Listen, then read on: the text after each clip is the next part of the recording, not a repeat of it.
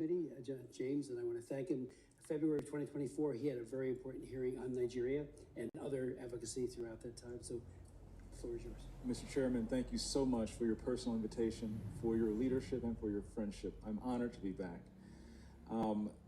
Psalms 96:14 asks, "Who will rise up for me against the wicked? Who will take a stand for me against evildoers?" Nigeria is facing one of the gravest religious freedom crises in the world. As the former chairman of the House Foreign Affairs Committee on Africa, I have visited and have seen firsthand the direness of the conditions in what is now the deadliest place on earth to be a Christian. They are targeted, displaced, and killed simply for their faith. The ancient plea, "Is there no help for the widow's son?" still echoes today. Since 2019, nearly 17,000 Christians have been killed. In the first 7 months of this year alone, hundreds more were murdered. On June 13th, during the Yellowwater massacre, more than 280 Christians were slaughtered in a single day. These are not isolated tragedies, but a sustained pattern of religiously motivated violence, often ignored or even enabled by the Nigerian government. Extremist groups like Boko Haram, Fulani militants, and ISIS West Africa attack often without any meaningful intervention from authorities. The lack of response has created an atmosphere of impunity where Christians continue to live in constant threat and fear. The United States has previously recognized this crisis. President Trump not only designated Nigeria as a country of particular concern during his first term, but redesignated it again in his second term after President Biden inexplicably removed that designation. Religious persecution is tied to political repression and weakening institutions in Nigeria. Example, the detention of Nnamdi Kanu is a clear example. In 2022, Nigeria's Court of Appeal struck down the charges against him and ordered his release. The UN Working Group on Arbitrary Detention has also called for his unconditional release. Yet he remains in solitary confinement, in deteriorating health, and recently had to represent himself in court. Nigeria has signaled that the law is optional and targeting Christians is fair game. Just hours ago this morning, despite the pleas and cries of Nigerian people and many Nigerian lawmakers, Nnamdi Kanu was convicted on all charges. For fiscal year 2025, the U.S. has requested nearly $8 billion for sub-Saharan Africa. But when Americans see political prisoners, judicial defiance, and the slaughter of Christians, they understandably ask as they meet their own struggles, why should our tax dollars support governments that refuse to protect their own people? Is our aid aiding a genocide? Nigeria is a nation of tremendous potential, but that potential is being choked out by violent persecution of its Christian population. No country can build a stable future where churches are burned, believers are killed, and communities live in fear. The United States must stay engaged, and Nigeria must change course now. Mr. Pratt, a direct question. Do you believe, in your professional assessment, that the government of Nigeria has been infiltrated by jihadists? I do not believe that the government of Nigeria has been infiltrated by jihadists. Okay, because when you look at the selective enforcement of the rule of law, one might question if there are any favoritism or looking the other way when groups are being specifically targeted, despite the fact, as my colleague Mr. Moore mentioned, not enforcing the rule of law with regard to weapons. My next question, how has the Nigerian government reacted since President Trump's country of particular concern designation announcement? They have taken the designation very seriously. There is a senior delegation here now. They will meet with the most senior officials of the U.S. government this week. And we have already demarched the government in Abuja and here in Washington on the action plan. And I can say that the results so far have been positive in terms of cooperation. The Nigerian government needs to do more to address this issue themselves, but what measures are being taken to assist Nigeria to increase its focus on persecution, particularly in the Middle Belt?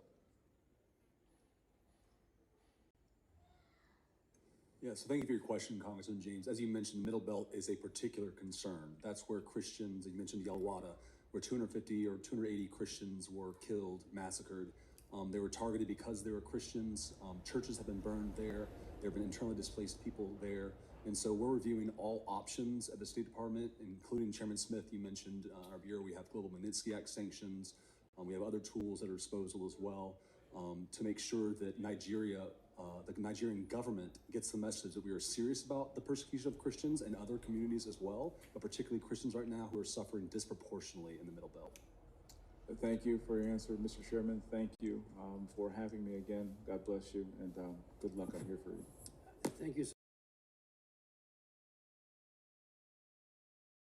Committee, James, and I want to thank him. February of 2024, he had a very important hearing on Nigeria and other advocacy throughout that time. So the floor is yours. Mr. Chairman, thank you so much for your personal invitation, for your leadership, and for your friendship. I'm honored to be back. Psalms 96:14 asks, "Who will rise up for me against the wicked? Who will take a stand for me against evildoers?" Nigeria is facing one of the gravest religious freedom crises in the world. As the former chairman of the House Foreign Affairs Committee on Africa, I have visited and have seen firsthand the direness of the conditions in what is now the deadliest place on earth to be a Christian. They are targeted, displaced, and killed simply for their faith. The ancient plea, "Is there no help for the widow's son?" still echoes today. Since 2019, nearly 17,000 Christians have been killed. In the first 7 months of this year alone, hundreds more were murdered. On June 13th, during the Yellowwater massacre, more than 280 Christians were slaughtered in a single day. These are not isolated tragedies, but a sustained pattern of religiously motivated violence, often ignored or even enabled by the Nigerian government. Extremist groups like Boko Haram, Fulani militants, and ISIS West Africa attack often without any meaningful intervention from authorities. The lack of response has created an atmosphere of impunity where Christians continue to live in constant threat and fear. The United States has previously recognized this crisis. President Trump not only designated Nigeria as a country of particular concern during his first term, but redesignated it again in his second term after President Biden inexplicably removed that designation. Religious persecution is tied to political repression and weakening institutions in Nigeria. Example, the detention of Nnamdi Kanu is a clear example. In 2022, Nigeria's Court of Appeal struck down the charges against him and ordered his release. The UN Working Group on Arbitrary Detention has also called for his unconditional release. Yet he remains in solitary confinement, in deteriorating health, and recently had to represent himself in court. Nigeria has signaled that the law is optional and targeting Christians is fair game.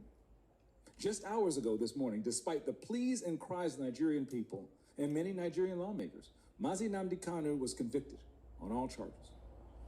For fiscal year 2025, the U.S. has requested nearly $8 billion for sub-Saharan Africa. But when Americans see political prisoners, judicial defiance, and the slaughter of Christians, they understandably ask as they meet their own struggles, why should our tax dollars support governments that refuse to protect their own people? Is our aid aiding a genocide? Nigeria is a nation of tremendous potential, but that potential is being choked out by violent persecution of its Christian population. No country can build a stable future where churches are burned, believers are killed, and communities live in fear. The United States must stay engaged, and Nigeria must change course now. Mr. Pratt, a direct question. Do you believe, in your professional assessment, that the government of Nigeria has been infiltrated by jihadists? I do not believe that the government of Nigeria has been infiltrated by jihadists. Okay, because when you look at the selective enforcement of the rule of law, one might question if there are any favoritism or looking the other way when groups are being specifically targeted, despite the fact, as my colleague Mr. Moore mentioned, not enforcing the rule of law with regard to weapons. My next question, How has the Nigerian government reacted since President Trump's country of particular concern designation announcement?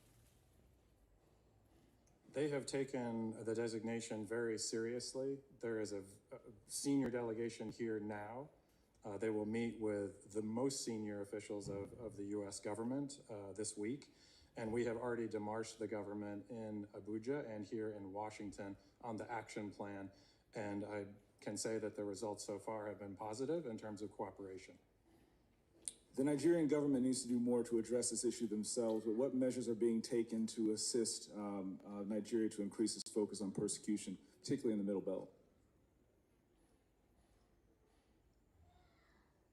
Yeah, so thank you for your question, Congressman James. As you mentioned, Middle Belt is a particular concern. That's where Christians, you mentioned Yalwada, where 250 or 280 Christians were killed, massacred. They were targeted because they were Christians. Churches have been burned there. There have been internally displaced people there. And so we're reviewing all options at the State Department, including Chairman Smith, you mentioned in our bureau, we have Global Magnitsky Act sanctions. We have other tools at our disposal as well to make sure that Nigeria, the Nigerian government gets the message that we are serious about the persecution of Christians and other communities as well, but particularly Christians right now who are suffering disproportionately in the Middle Belt. Thank you for your answer, Mr. Chairman. Thank you for having me again. God bless you, and good luck. I'm here for you. Thank you, sir.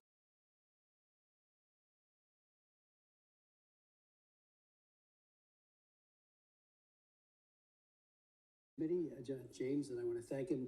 February of 2024, he had a very important hearing on Nigeria and other advocacy throughout that time. So the floor is yours.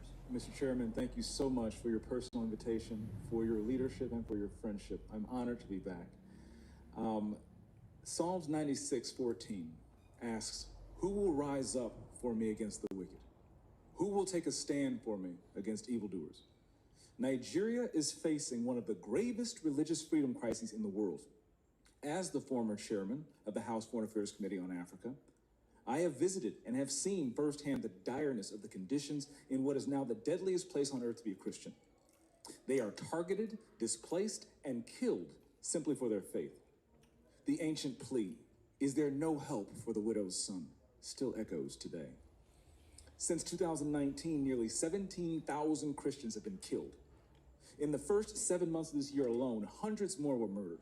On June 13th, during the Yalwada massacre, more than 280 Christians were slaughtered in a single day.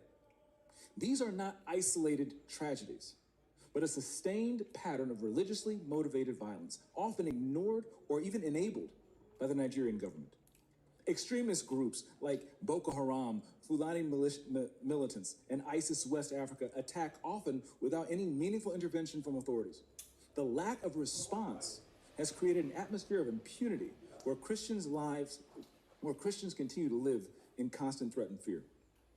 The United States has previously recognized this crisis.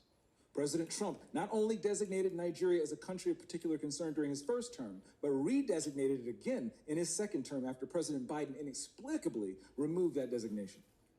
Religious persecution is tied to political repression and weakening institutions in Nigeria. Example, the detention of Nnamdi Kanu is a clear example. In 2022, Nigeria's Court of Appeal struck down the charges against him and ordered his release. The UN Working Group on Arbitrary Detention has also called for his unconditional release. Yet he remains in solitary confinement, in deteriorating health, and recently had to represent himself in court. Nigeria has signaled that the law is optional and targeting Christians is fair game. Just hours ago this morning, despite the pleas and cries of the Nigerian people and many Nigerian lawmakers, Nnamdi Kanu was convicted on all charges. For fiscal year 2025, the U.S. has requested nearly $8 billion for sub-Saharan Africa. But when Americans see political prisoners, judicial defiance, and the slaughter of Christians, they understandably ask as they meet their own struggles, why should our tax dollars support governments that refuse to protect their own people? Is our aid aiding a genocide? Nigeria is a nation of tremendous potential, but that potential is being choked out by violent persecution of its Christian population. No country can build a stable future where churches are burned, believers are killed, and communities live in fear. The United States must stay engaged, and Nigeria must change course now. Mr. Pratt A direct question. Do you believe, in your professional assessment, that the government of Nigeria has been infiltrated by jihadists? I do not believe that the government of Nigeria has been infiltrated by jihadists. Okay, because when you look at the selective enforcement of the rule of law, one might question if there are any favoritism or looking the other way when groups are being specifically targeted, despite the fact, as my colleague Mr. Moore mentioned, not enforcing the rule of law with regard to weapons.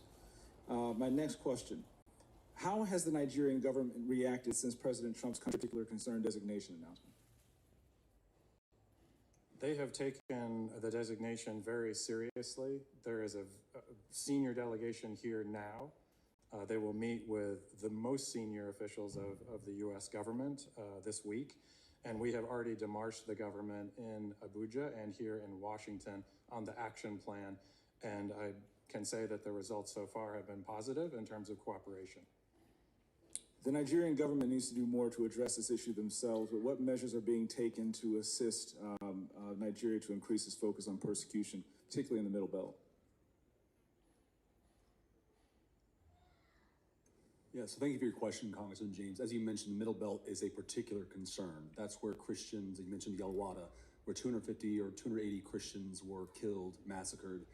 They were targeted because they were Christians. Churches have been burned there. There have been internally displaced people there.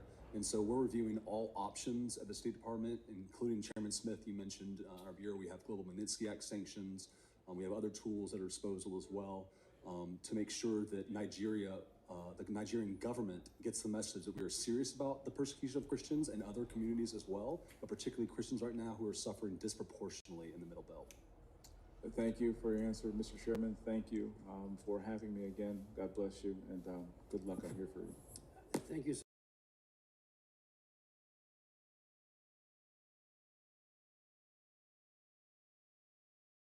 Chair recognizes Mr. Hussein.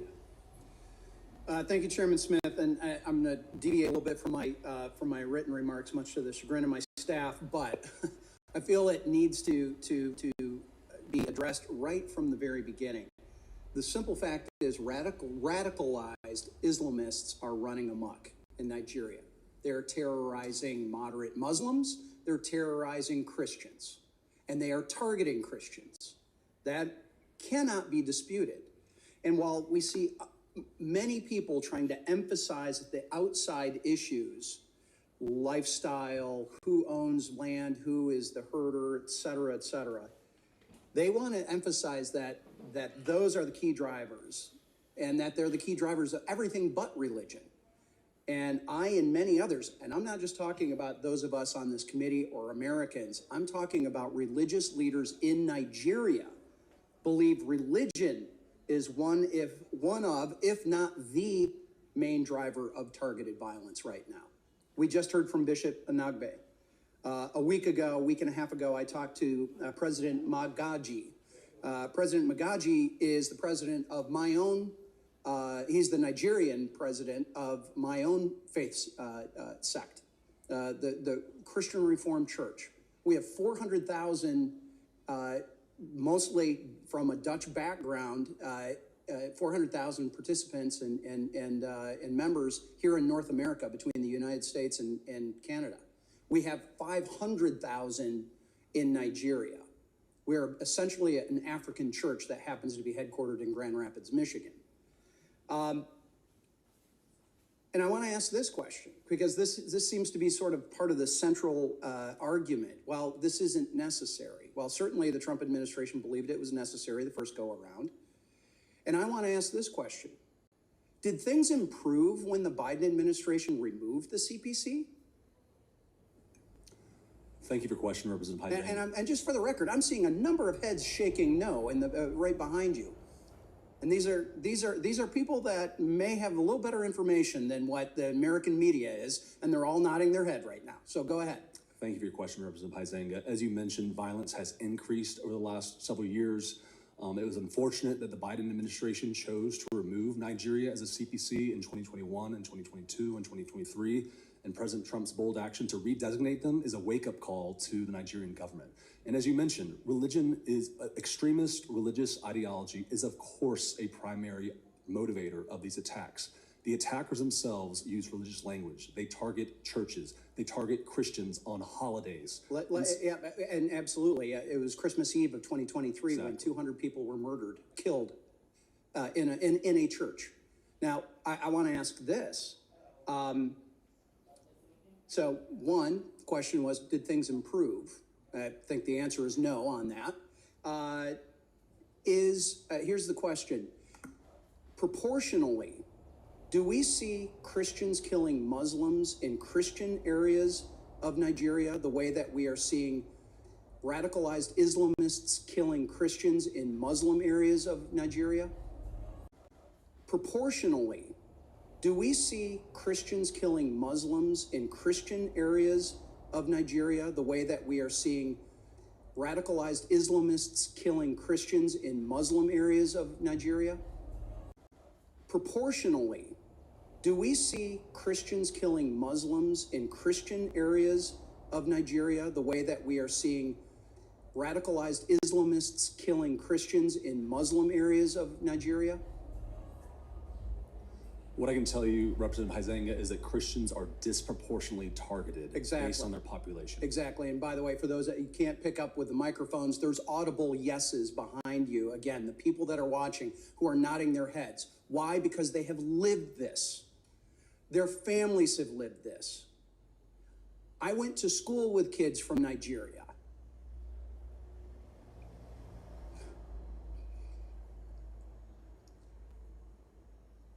I've got neighbors who've been missionaries there, who have family there, who have friends there, who know this is going on.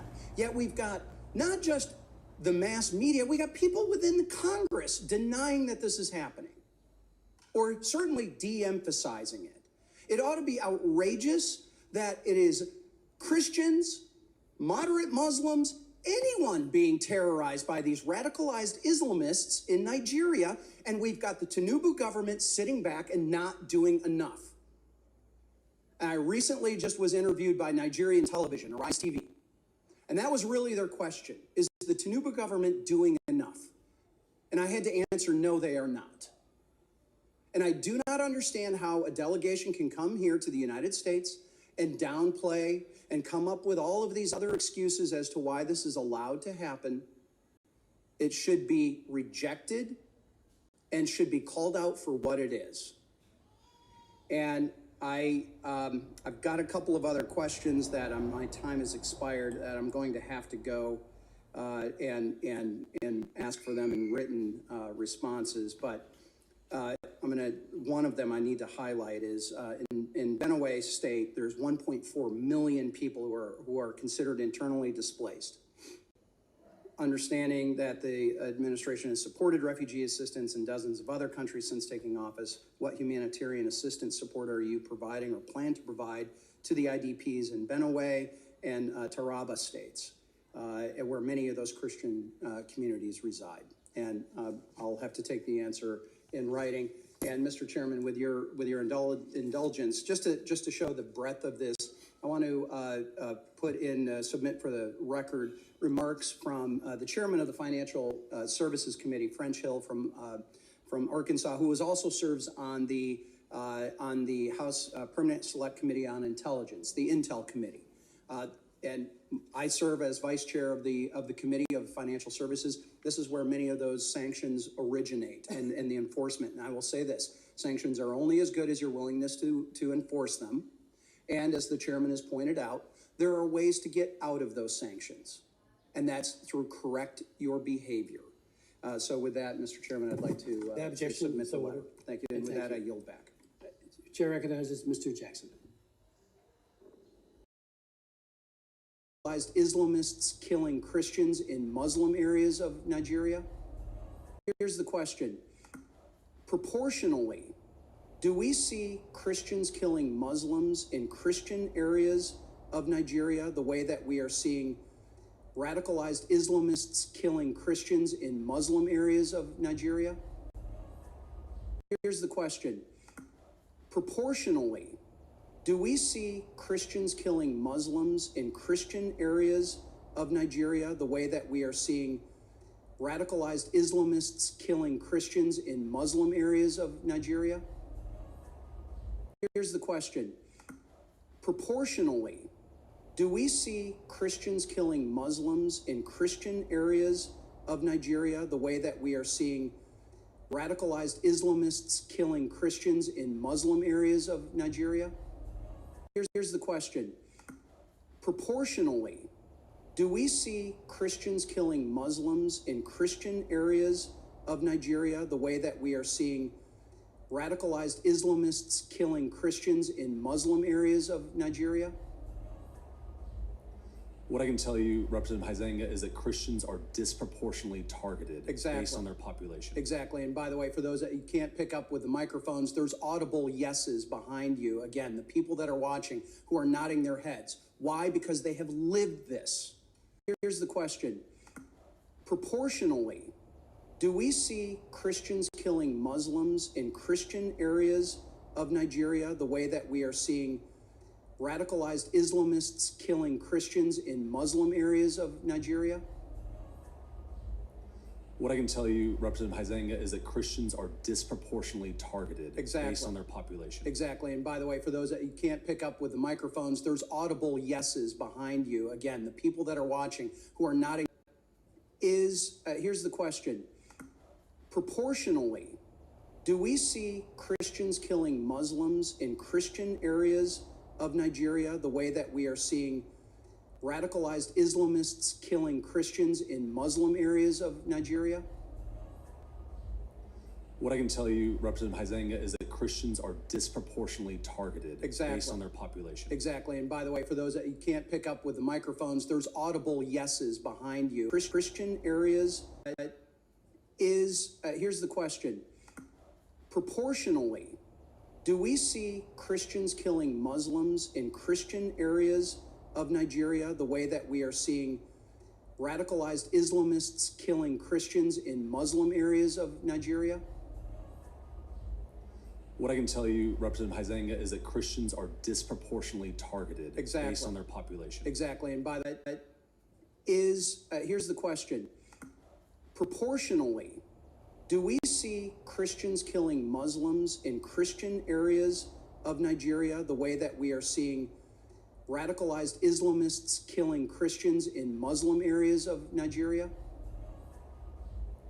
What I can tell you, Representative Huizenga, is that Christians are disproportionately targeted based on their population. Exactly. And by the way, for those that you can't pick up with the microphones, there's audible yeses behind you. Again, the people that are watching who are nodding their heads. Why? Because they have lived this. Their families have lived this. I went to school with kids. Thank you. A minute silence to the fallen heroes of Biafra, and the time starts now before we continue.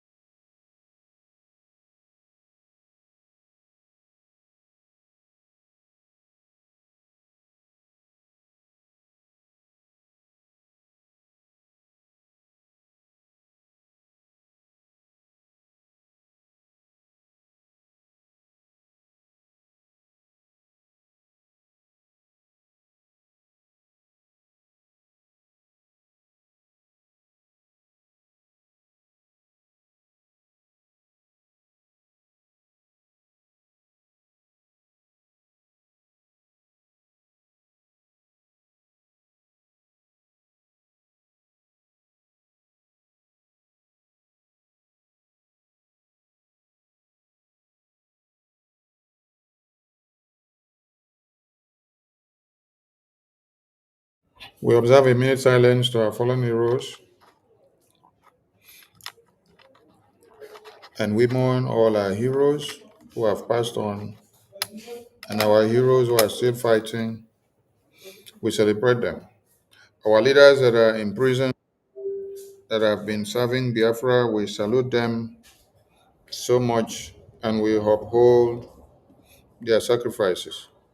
We shall continue to keep the flag of Biafra flying above sea level until Biafra is fully restored. Ise, Ise, Ise, Ise. Yes. Greetings to all Biafrans and lovers of freedom. I salute all of you and I bring you warm greetings. To our leaders that have sacrificed their lives for us, we remain loyal to our supreme leader. And to our leaders that have lived before us, we remain loyal to their sacrifices. And to our Prime Minister in Finland prison, we remain indebted to his sacrifices as well. Our Biafra Defense Forces in the homeland who sacrifice their lives on a daily basis to see that the Biafra we have declared is not wiped out. We remain loyal to all of you and we say very big thank you to all your sacrifices. Our APM will be joining us later on to address Biafrans. Meanwhile, that video I played before, you can see him from the US congressional briefing while it was happening. So he is on his way back from there. So he will join us here as soon as he's ready to talk to Biafrans. So, warm greetings to all Biafrans. And I bring you words of courage and emboldenment because you have fought a good fight of faith and you have won the crown. Yes, that is what you need to understand. Never a time that you heard that people fought for freedom and they got it on a platter of gold. No, it has to be brutal. You have to pay a series of sacrifices. How many years was Nelson Mandela in prison for the freedom of the South African people? How many years? I want all of you to go and check. And many other freedom fighters of all times. How many years did the American people fight to get their freedom from the British Empire? Go and check. Cold-blooded war. How many years did Finland fight Russia to get their freedom of independence? Cold-blooded war. These are the things you need to understand. We salute all Biafrans that have sacrificed their lives from time immemorial to this very day. Biafra is our destination. Biafra is our cause. And you need to be very ready because opportunity has presented itself now for the entire world to know and understand that Biafra independence is here. The kidnap of our supreme leader is known by the international community. The pronouncement of the jailing of our supreme leader by Tinubu is known by international community, and most especially the American government. In today's congressional briefing, while you heard all those conversations that were going on, the lawmakers of America, they talked about the pronouncement of the imprisonment of Nnamdi Kanu today, our APM was there in that congressional briefing. Live and direct. That is why I played the video so that you can hear and know what went on there. And I'll bring it again so that for some of you that may not understand that the US government have been briefed of the Nigeria atrocities on the Biafran people, the Nigerian atrocity on the Christians, the Biafrans. When I say Christians, I mean the Biafrans, because Biafrans are predominantly Christians. They are predominantly Christians. The US government are fully aware. The congressional testimony, the congressional briefing that was submitted to the US government was not for a joke. So they are following up on one Nigeria. So you were shocked to hear that inside this congressional briefing today, that Rep. John James was now hitting on Nigeria for imprisoning Nnamdi Kanu. And he made it very clear that every Nigerian have given their voices calling for the release of Nnamdi Kanu. International community did. The UN arbitrary group did. And even the US lawmakers did. International allies have also spoken, telling Nigerian government, release Nnamdi Kanu. They refuse. Even their court. You will be shocked. I want you to listen to this again because I played it at the beginning of this program as jingle for over 10 minutes now. I've been playing it. This US lawmaker here, inside today's US congressional briefing, in the lawmakers' chambers of America, he told you they have been following up. They watch when the Nigerian court in 2022 pronounced the release of Nnamdi Kanu. Then the government refused. And then they also told you that they have been watching and seeing all the protests and petitions that fellow Nigerians have also done, demanding to the release of Nnamdi Kanu. And they have refused. And then he also told you that today, before he entered this congressional briefing, that today, that Nigerian government have pronounced life imprisonment for Nnamdi Kanu. So he was posing a question now inside the congressional briefing, or in congressional hearing. He was now asking, is Nigeria, the government or the presidency of Nigeria, infiltrated or influenced by the jihadist terrorists? So how did they know all this? Mind you, I will still show you photos of meetings and engagement that BRGI have had with this senator. So the US government, the US lawmakers are well informed of Nigeria's graveyard. And I want all of you to understand something. This is not time for you to go into a panic mood. This is not time for you to go into a mood of sleeping and not eating food. No, this is time for you to rejoice. Do you know why you have to rejoice?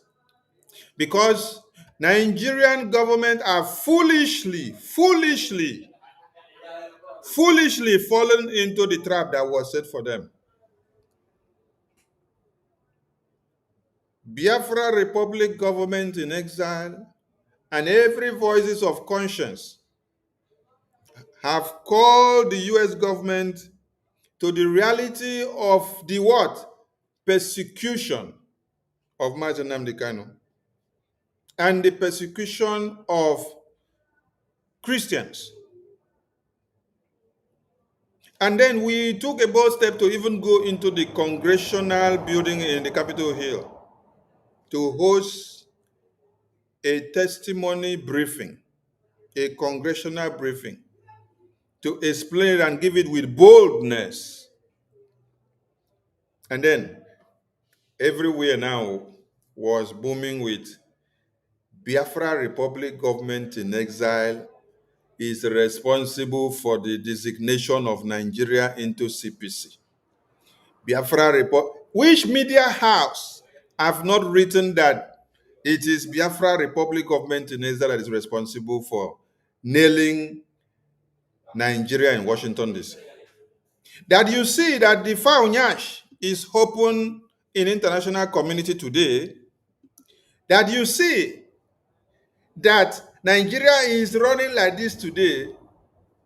Did you think it happened by coincidence? BRGIE cook food for them, and they chop the food push them. Yes, that trap that was set for Nigerian government, they have fallen into it. Today was a congressional hearing, and this was the House Committee on Foreign Affairs, specifically on Sub-Saharan Africa. The main point of discourse there was to discuss about the Africa issue, and Nigeria was the spotlight. The redesignation of Nigeria as a country of particular concern. As you see APM there, now so he was there inside that hearing today. So this video that you see on the screen is live today. It's not up to 2 hours since I posted it. It is from that place. APM even went live. If you go and check his Twitter page, you'll see that he went live on his page while he was in that congressional hearing today. So the US lawmakers, as they are talking about the persecution of Christians, they were now asking question. Is it that there are two laws, one for the Fulani sect, and then a second different one against the Christians, which happens to be Nnamdi Kanu? Why is it that the Boko Haram terrorists are not hampered, but Nnamdi Kanu, they are pronouncing so years for them? This is why I say Biafran people, one Nigeria are falling into the trap that you set for them. And it is very clear now that Biafra independence has come to be. Yes. For Nigeria to now come out and disgrace themselves by telling the entire world that Nnamdi Kanu should be hanged to death because of calling for independence, Biafra Republic. Because of calling for independence, Biafra Republic. That alone is a strong message to the international community.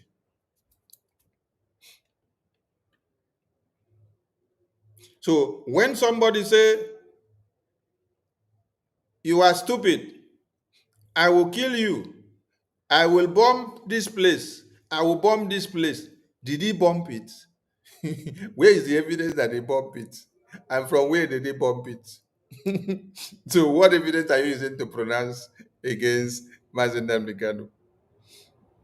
Now, I want to ask a very simple question. Donald Trump said he is going to bring guns a-blazing to the terrorists that are killing babies, women, and children in Nigeria. There come my questions. Nigerian corrupt judge today said, thousands and thousands of Nigerian corrupt judge today said that because Nnamdi Kanu said, he said in a broadcast, they quoted, that he told people that were protesting that they should engage. They say the Nigerian embassy, British High Commission, US High Commission. We understand the game. Because of what we have done to Nigerian terrorist government in the US, in Washington, D.C., you people are trying to go and bring video of brokers that you now connect and say, because he said that they should engage this embassy, they should engage this embassy, they should engage this embassy. So you're trying to set fire between Biafra and the US. Why? Because it is from US that we nail all of you. It is from US that we put fire on your nyash and you got designation. I want to ask you people a very simple question because you did not give Nnamdi Kanu opportunity to ask the question. When he told people, I objection, my lord, I am entitled to do what? To seek redress. You did not allow him. They say, push him out, push him out. Then they now sit down there and then they were reading their paper as if they are reading for dogs. No, when you're treating dog want to speak, you shut dog up. You say, dog, come on here. You just carry the fukonki for him. Tie him out, say, eat. When he carry the thing, come on. Oh my God. You know, Biafra Republic government in Israel have given people what is called Koboko, Woto Woto, in Washington, D.C. And while you were there, in that place, in fact, wait, let me go and display our APM inside this congressional briefing of the U.S. Foreign Affairs. Let me display him while he was there live today, while the conference was going on. Let me display him so that the Nigerian government go die well.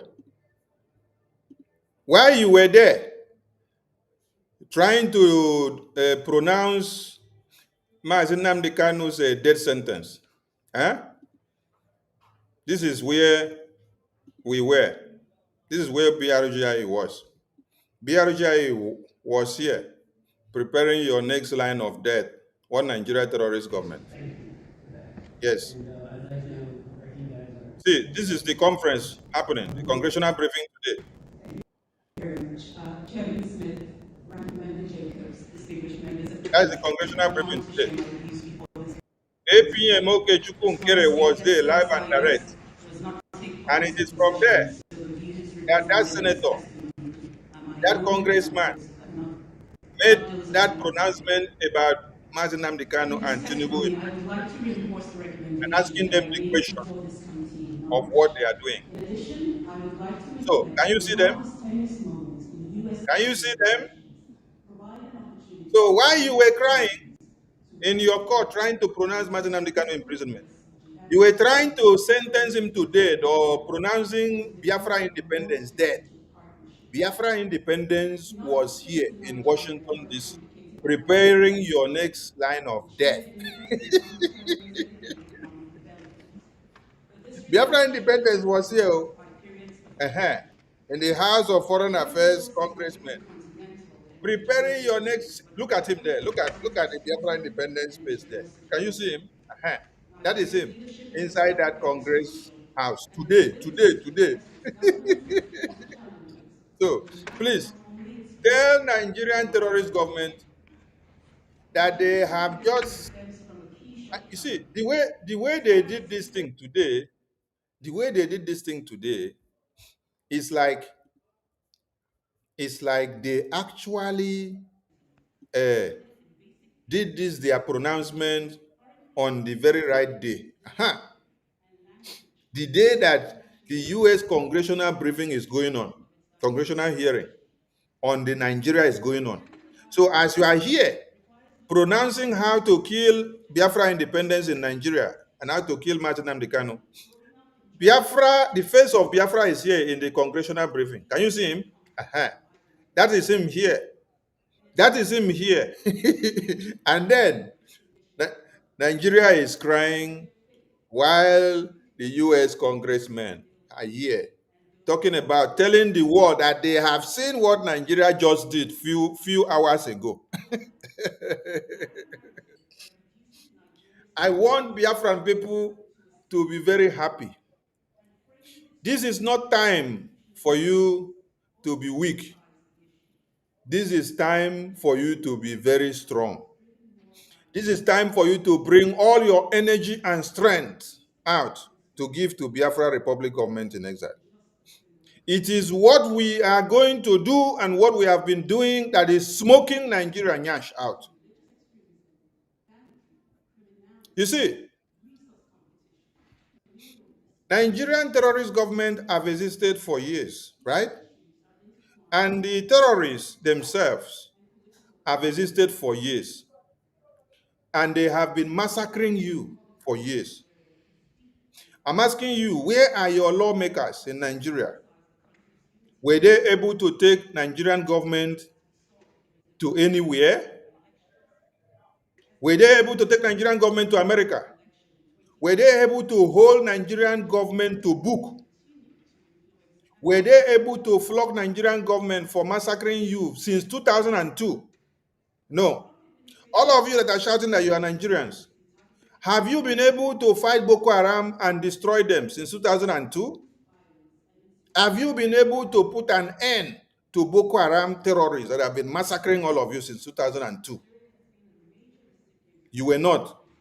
But when was Biafra Republic government in Israel formed? It was in 2023, right? And from 2023 to this very day, how many years is that? Since when did we contract the lobbies and attorney? It was 2024, around June, July. Is it up to 1 year? Yes, 1 year. 1 year and few months. Between 1 year and few months, Biafra Republic government in Israel have been able to expose Nigeria in international community.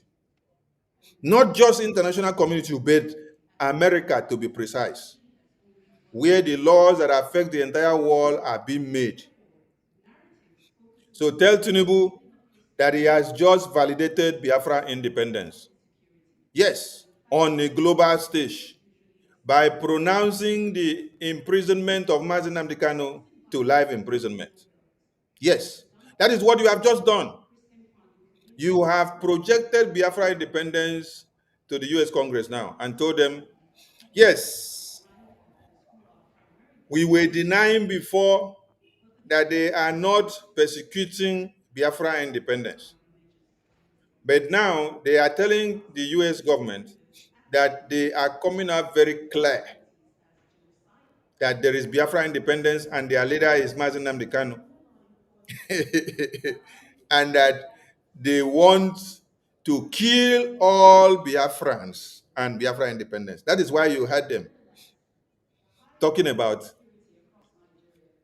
death sentence.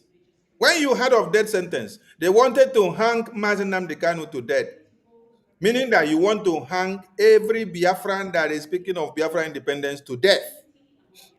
You want to shoot them to firing squad. You want to stone them to death, just like the terrorist mob that will be stoning Deborah to death. What crime did he commit? Did you see him with a weapon that will kill anybody? His only weapon is the microphone. He used the microphone to awaken the subconsciousness of everybody in one Nigeria. Now, let me address something. Nigerian lawyer or whatever they called him said that our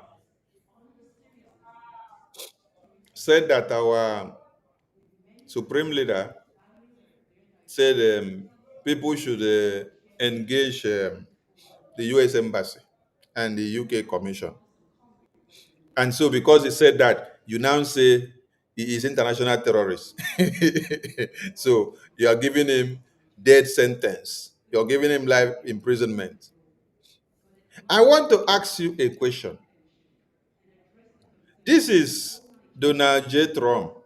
Let me bring the message where he gave you people about the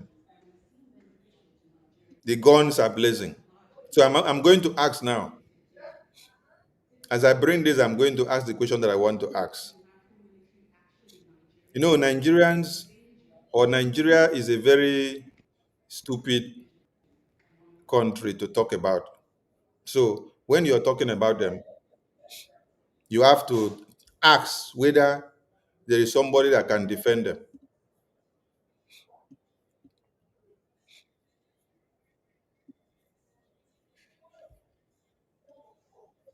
Now, everybody should look at what is on the screen. This is Donald Trump's message to Nigerian terrorist government. That if they don't stop the Boko Haram terrorists, that this their now disgraced country, they will stand to face what? Guns are blazing on what? To wipe the Islamic jihadist terrorists.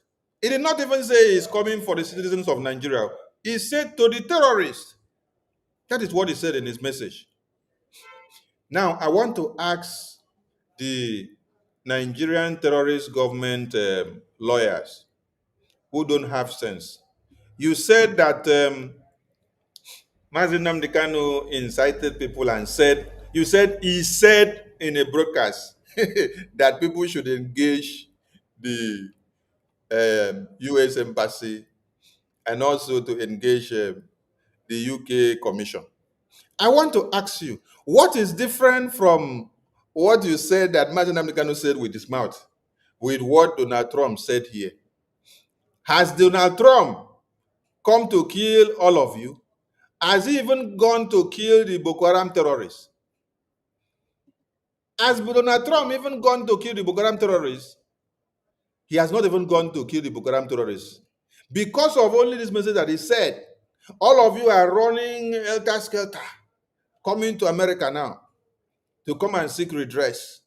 Because you are not coming to America because of the life of the Christians and citizens involved. You are rushing to America because of what? The existence of the terrorists. Because you don't want the American lawmakers, you don't want the US Army, you don't want the foreign army personnel to come and eliminate your terrorists because you are using the terrorists to kill the Christians.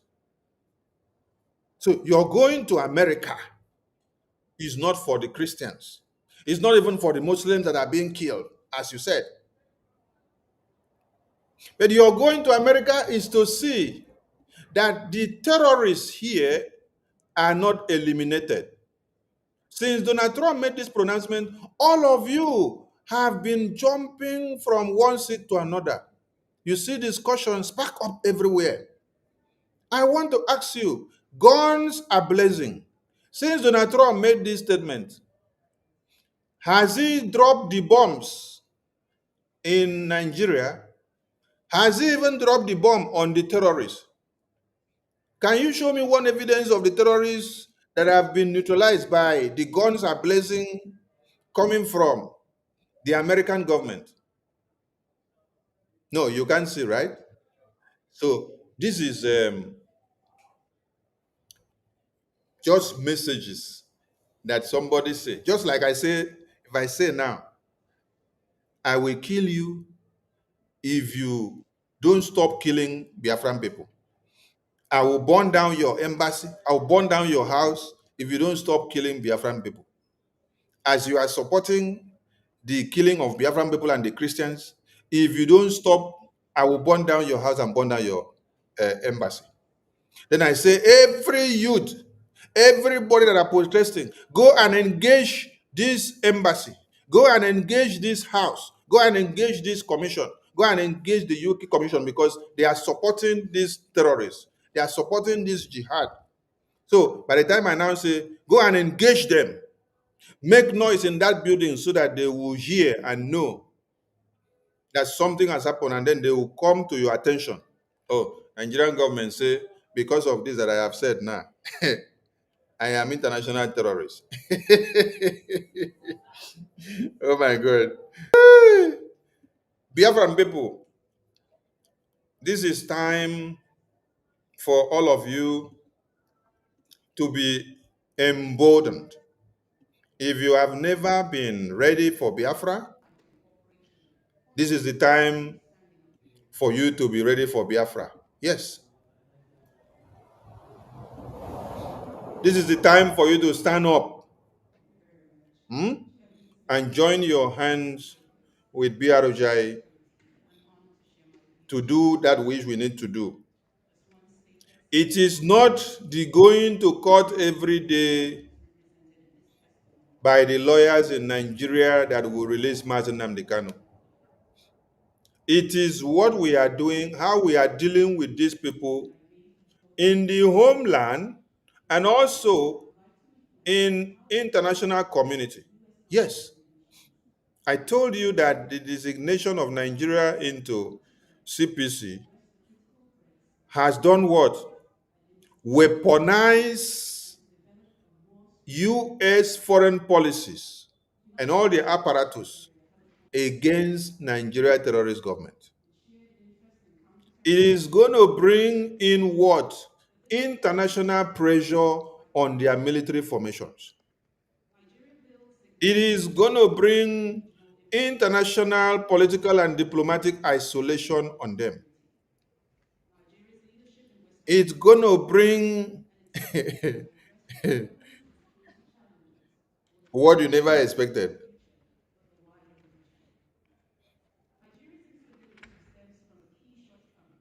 So that is why Nigerian government today, having seen how far Biafran government in exile, have fired them in Washington, D.C. Omotosho, that they call him Josh, had to use their discretion because of the way we have fired them in Washington, D.C. to expose Nigeria. Because what we have done to them has not happened for the past 100 years. Yes. Who are you that you are able to turn American government to start digging into Nigeria? You dig into their anus, dig into their stomach, dig into their mouth and remove the tongue. You want to see what is inside the cavachos. Want to see everything that is there. And they are crying today. That is why, because they know that our leader is Nnamdi Kanu, and he is the leader of the Biafra people. We are fighting for one Biafra independence. So when they enter the court today, they have to use the hunger of what we have done to them to say they want to hang our supreme leader to death. They want to stone him to death. They want to shoot him to death. Let us see now. We were waiting for them to say death sentence, go and hang him or use gun and shoot him. We were waiting for them to now go and carry the gun and start shooting him. All of a sudden, they went inside and then came back. Oh, they changed mouth. They don't want to cast the first stone again. Or they don't want to shoot again with gun. Wow, no, say may they go put Onyendu for a barrel. So that when I go come shoot them. Now go call one Boko Haram Fulani terrorist, make it come fire Onyendu. We were waiting for for that to happen now. But surprisingly, Omotosho went inside and then came back. What did he do? Oh, now we are having mercy. We are changing our mind. We are not going to say to death by hanging again, stone him to death again. We want to say life imprisonment. Life imprisonment for what crime did he commit? This is to explain to you as a Biafran that your Biafra has been pushed to international level for your recognition. There are different ways that your promotion needs to come. Yes. If you were pronounced free and walk out of this court today, don't you know that that will be humiliation on Nigeria? Don't you know that that will be humiliation on Nigeria if you were just said, oh, walk out of this court and walk out as a free man? Did Nigerian government not pronounce Nnamdi Kanu to walk out from their court in 2022? Did they allow him to walk out? Since that one, it has been humiliation upon them. And now you sit down to wait and see that the same Nigerian court which you are dealing with, which you are exposing, will now bow down to you and stand up in their own court and say, oh, Onyendu, carry your bag and walk out and go. You have disgraced Nigeria in different ways, and your children are still disgracing Nigeria in Washington, D.C. Our nakedness of Nigeria is in Washington, D.C. now because you yourself, you expose us so much. And now your children have gone to engage the U.S. lawmakers in Washington, D.C. and they are disgracing us every day. Oh, Nnamdi Kanu, walk away, oh, carry your Biafra and walk away. Then that means you don't know what Biafra or freedom fighting or independence is all about. No, you don't know. I don't know why some of you were having the hopes and aspirations in the Nigerian court. You don't have hope and aspiration in the court of your oppressor. What has happened today is for you to know that you have a right for your independence. You are fighting a just cause. What is happening today is for you to know that you are the endangered species to one Nigeria because you are fighting for your independence. And so you should not be released to walk out like that because you have become a resistance. From the entire Nigerian terrorist contraption, which people are the only one that are able to hold the Boko Haram terrorists, the terrorists that are killing people every day in Nigeria? Which people have been able to hold them to ransom? Which people have been able to block them from killing their babies, women, and children? Which people have been able to stop the terrorists from killing their babies, women, and children? Is it not the Biafran people? Is it not the Biafra independence movement? Is it not the Biafra Defense Forces? Which people are able to storm Nigerian terrorist foot soldiers and stop them from killing your babies? The people of Middle Belt are crying. The people of Yoruba land are crying. The people of the North are crying. But it is only in Biafra land, the Biafra territory, that are able to storm and stop the terrorists from eliminating your babies, women, and children. In Biafra land, you are not crying to your governors. In Biafra land, you're not crying to the senators or the ministers. You know your problem, you identify them, and you're going after them. So how do you now expect that you will be treated the same way with kid gloves that they are treating other people? Your case needs to be different because you are fighting a just cause. Because where you are is where living as a Christian has become very dangerous, most dangerous in the entire world. So that alone, you being a Christian that is able to resist this kind of barbarism that is happening, this genocide, it is a validation and a legitimacy for you on your independence cause. Nnamdi Kanu will be a very proud man today. Nnamdi Kanu will be a very proud man today that while he is in prison because of Biafra, that all of you are giving Nigeria woto in the international community. And you're giving your support and your push to the Biafra Republic government in exile to see that Nigeria continue to win. He will be very happy of your good works. So if you're not part and parcel of the good works that is happening, please wake up and know that you are failing and you're missing in action. Come and join and give your support.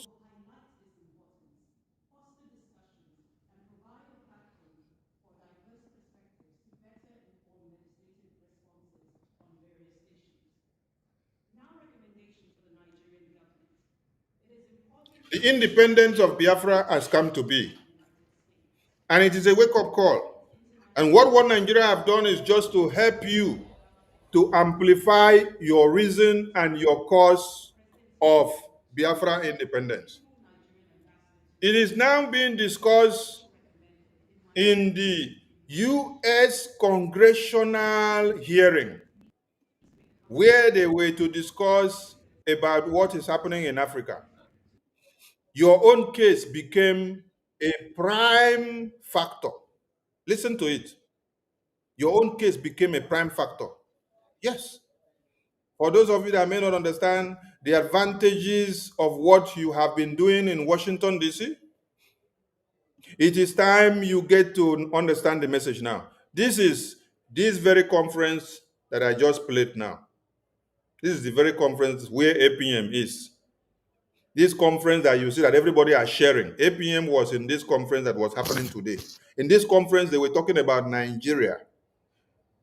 Brgie Apm was here, and the congressmen were talking about what Nigeria has done to Nnamdi Kanu, the Biafra leader. Listen to this very video. His unconditional release. Yet he remains in solitary confinement in political repression, but redesignated it again in his second term after President Biden inexplicably removed that designation. Religious persecution is tied to political repression. Religious persecution is tied to political repression. Did you hear that?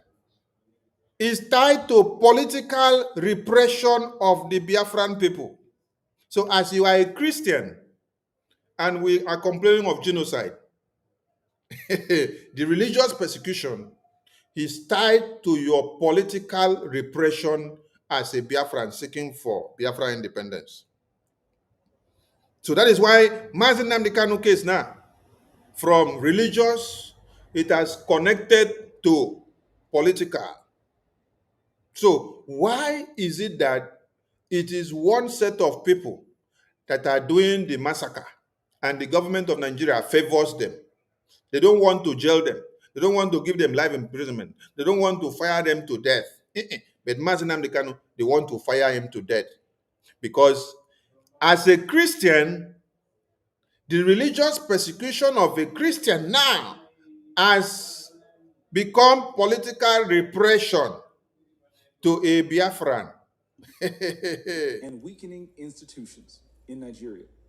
Example, Nnamdi Kanu is what they have to talk about here now. the detention of Nnamdi Kanu is a clear The detention of Nnamdi Kanu is a clear example. example. In 2022, Nigeria. In 2022, listen, they are quoting the court verdict of 2022 of Nigerian terrorist government for you. Listen to it. So if you think that our APM taking picture, having meeting with these lawmakers of America, that it is for nothing. Now here, so that you know they are fully aware of everything that is happening.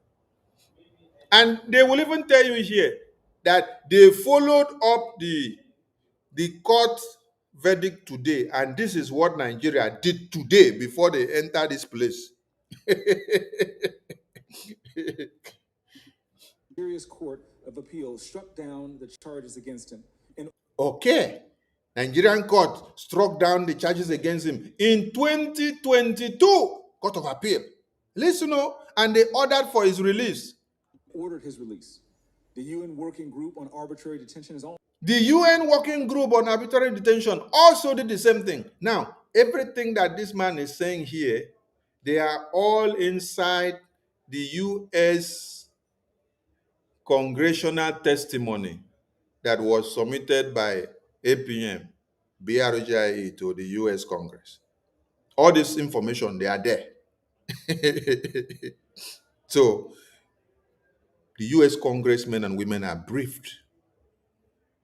They know, they are watching the trap that was set for them, Nigeria now. They are falling into it by helping you to validate Biafra independence. By pronouncing Biafra independence to be what? A kill, a shoot and kill.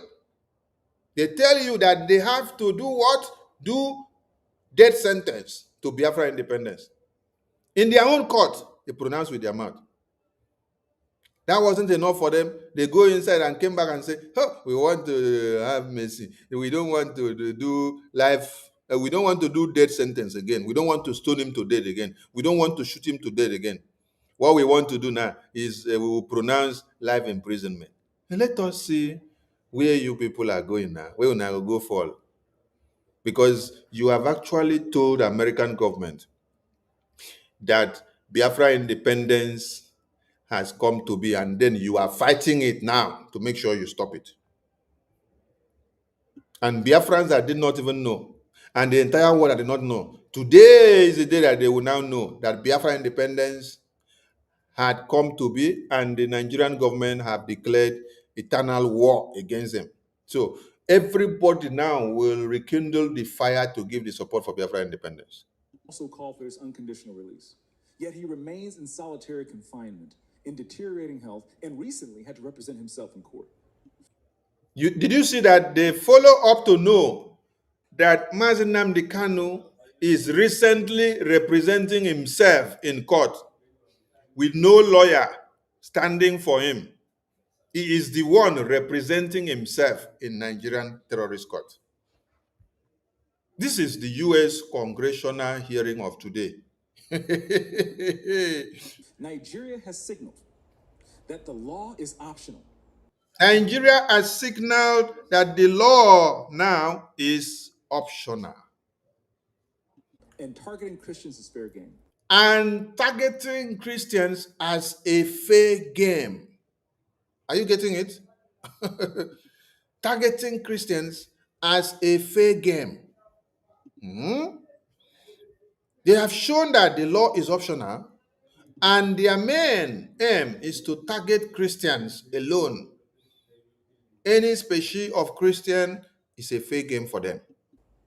Just hours ago this morning, despite the pleas and cries of Just hours ago this morning, listen, they are going to tell you about what Nigeria have done today by pronouncing the imprisonment of Nnamdi Kanu. Just hours today, even as Nigerians have called for his release. Listen now. Nigerian people and many Nigerian lawmakers, Nnamdi Kanu was convicted on all charges. Did you hear that?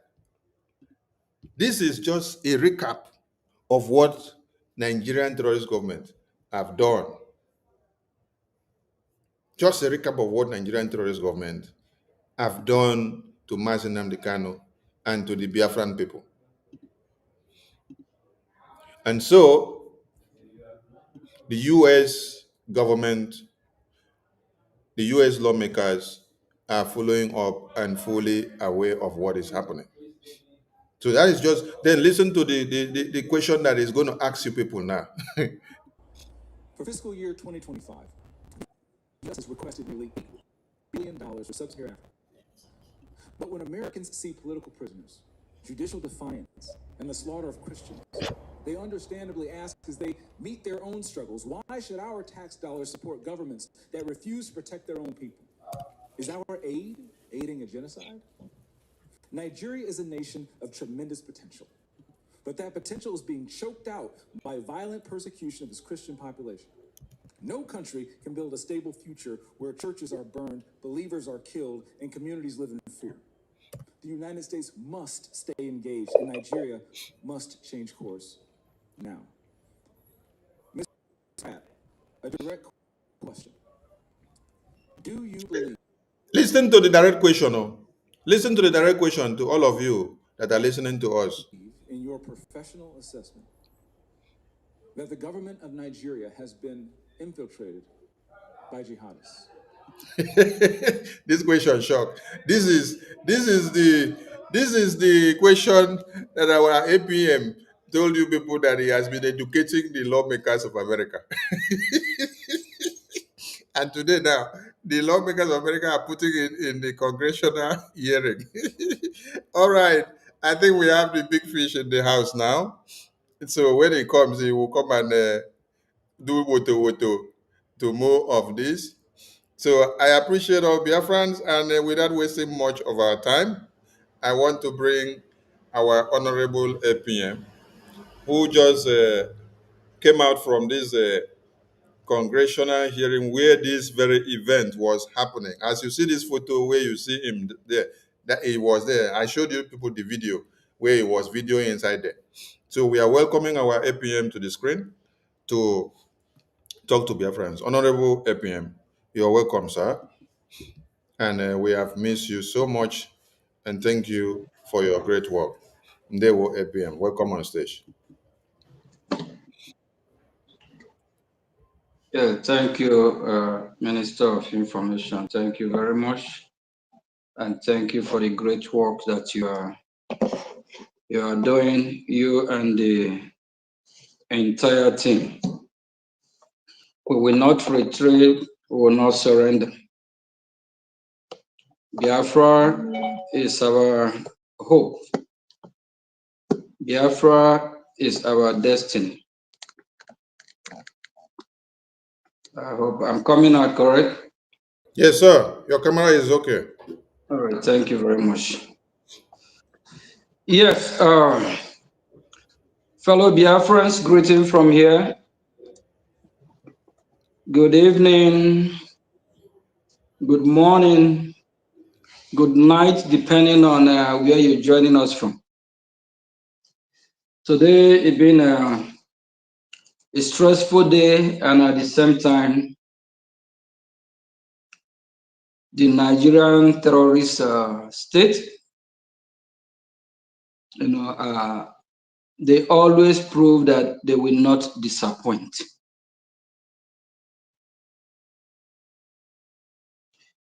We Biafrans for long will be waiting to see what the terrorist state will do. When they kidnap our leader from Kenya, they did not kidnap him to hand him over bread and butter.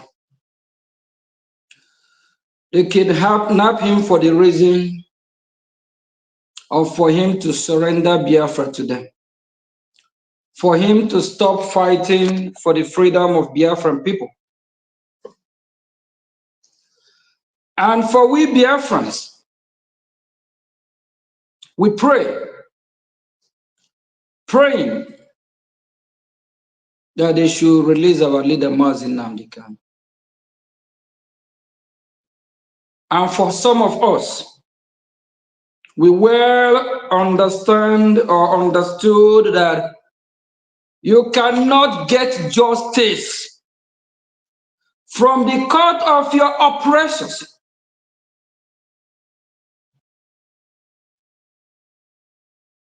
If they meant well for Biafran people, they will not kidnap him against all international norm. They kidnap Biafra because our leader Nnamdi Kanu represent Biafra. They kidnap Biafra so we won't get our freedom.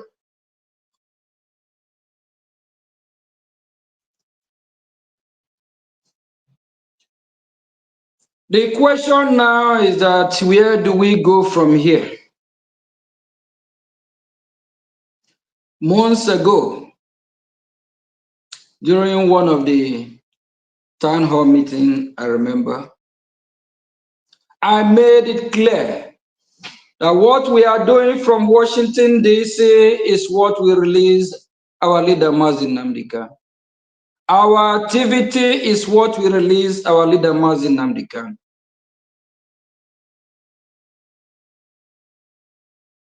And why you have somebody like Maxwell, our leader lawyer, and other lawyers that don't know their left and right, behavior like him, keep running everywhere. The same playbook, what happened 2 years ago, just repeat himself. 2 years ago, from lower court to higher court, now they are talking about appeal court. From appeal court to where else again? That will take months, if not years.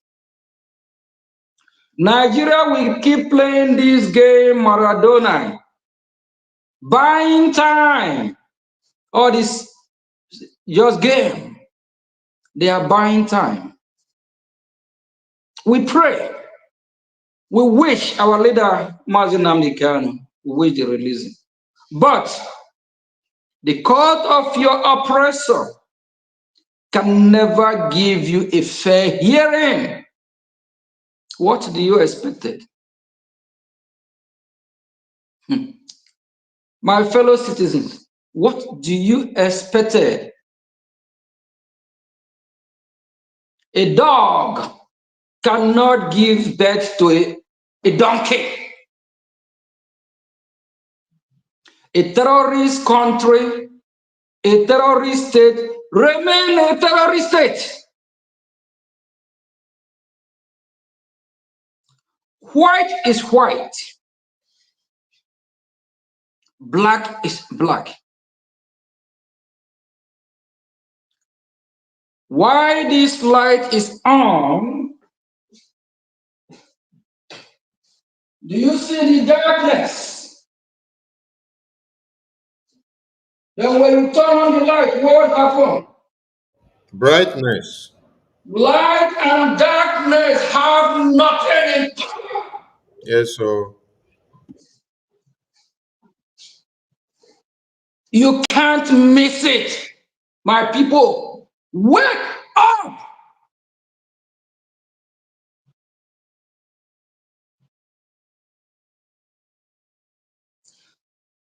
There is nothing you do in this world that you will turn this white, this black to white.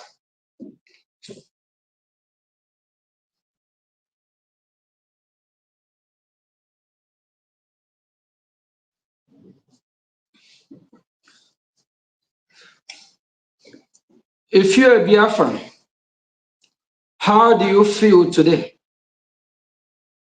Is it a humiliation? Is it an insult? We are not Nigerians. We are Biafrans. We don't belong to that country. We're not part of that system. If you're a Biafran, why are you forcing yourself? Why are you putting yourself in danger? Few weeks, few months ago, I tried to take my people back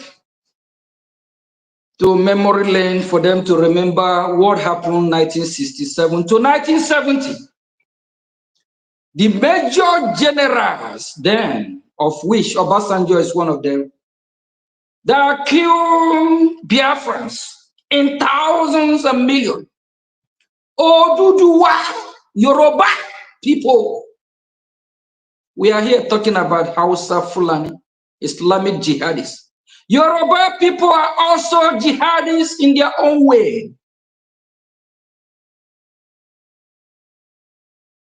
They might be terrorists by tribe. They are evil. And Biafrans, some are not paying attention. The president of the contraption evil country called Nigeria, drug lord, is a Yoruba. The evil judge today is a Yoruba. The Yorubas have lined up themselves with position in Tinubu'S shithole government. When Buhari was there, likewise the same thing. A terrorist president called Buhari, a Fulani, line up Fulani in Nigerian terrorist government.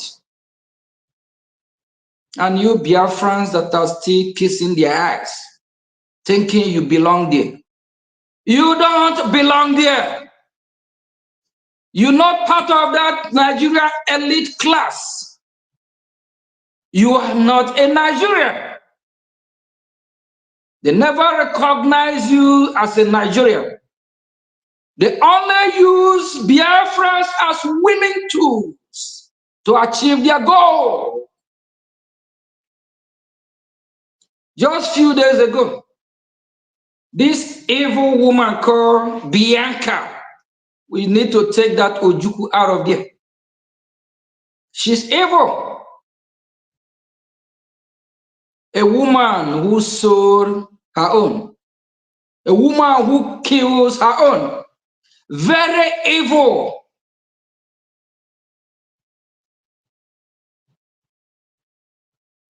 Mazi Simon Ekpa in Finland.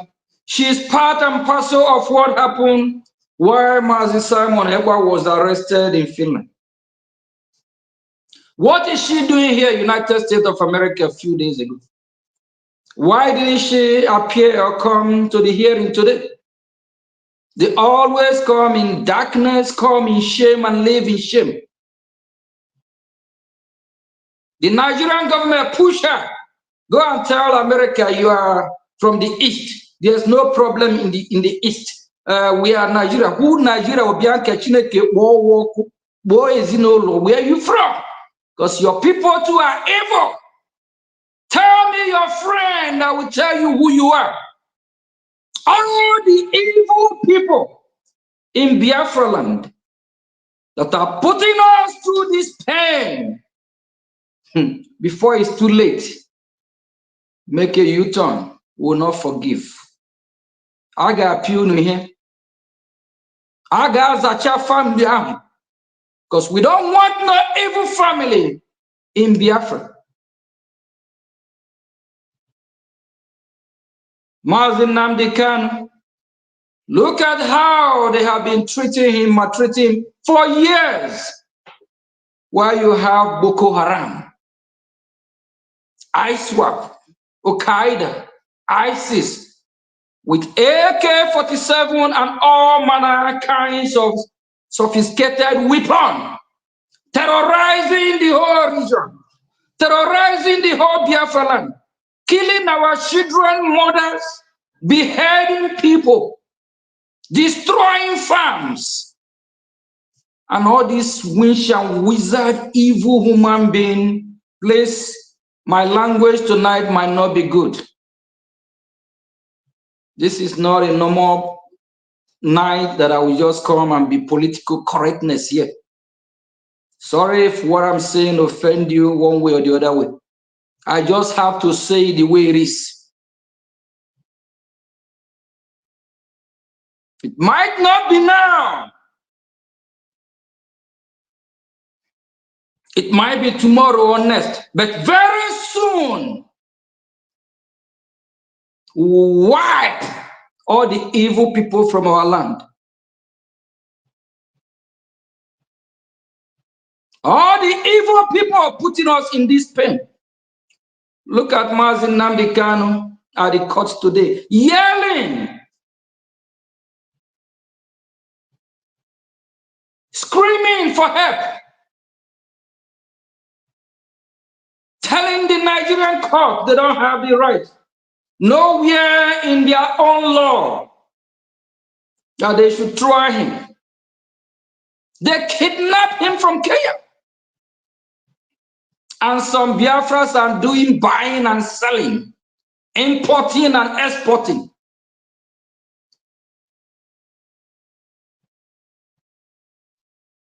Some are living their normal life thinking it's okay.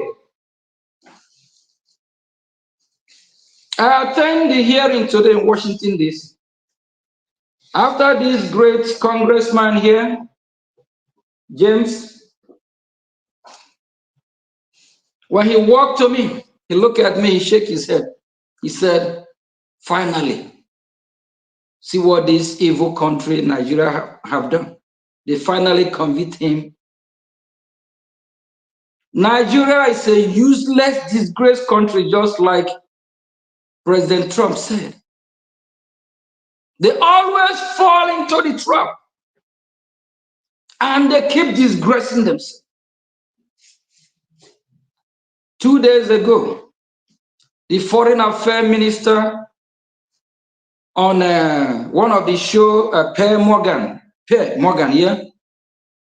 This foreign affairs minister said for the past 5 years, 177, I believe, have been killed, and either 7105 churches or 7. Can you just imagine how the Nigerian terrorist state, how they disgrace themselves? And you a Biafra, is it not time for you to get out of Nigeria before Nigeria will take your life? Is it not time for you to support your freedom? In Capitol Hill today, I saw a friend, one of mine used to be a friend. We all play soccer together. A good friend for that matter for over 20-something years. Why I'm there for something different, I don't know what his intention is. And I don't even care, I don't mind to ask. But he knew what I'm fighting for.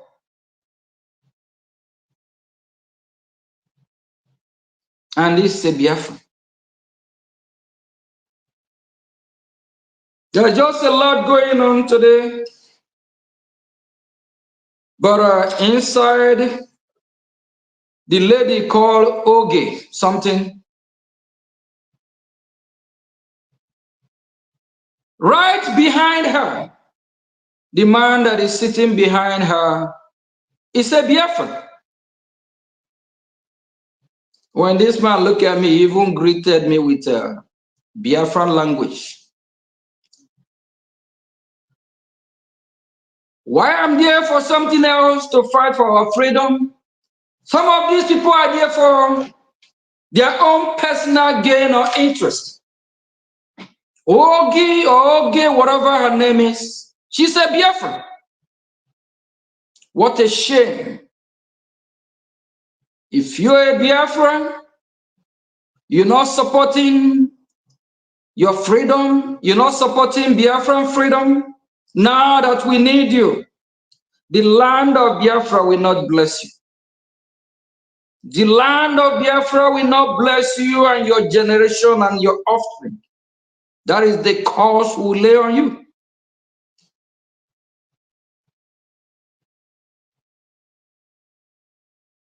This man that greeted me today, Honorable Minister of Information, while Oge was speaking, just put her video there. I think I will pinpoint the man. He knew who I am. And he knew, what I'm fighting for. Many of them like that. This is not time for us to be pointing fingers. We call all Biafrans to fall in line with Brgie. Let us all move with full force, with strength. There is some ongoing meeting that we can make public now. But whether if United States of America is following, whether if they know what is going on, over 100%, they do. They follow more than some Biafrans do.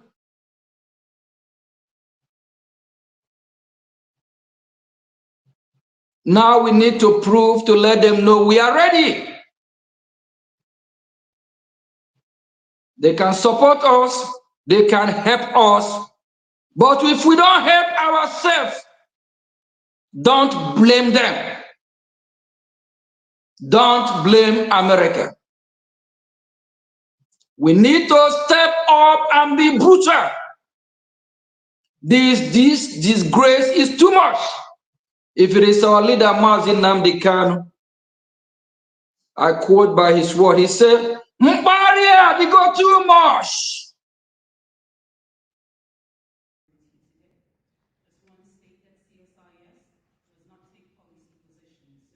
No, Honorable Minister of Information, you have to play from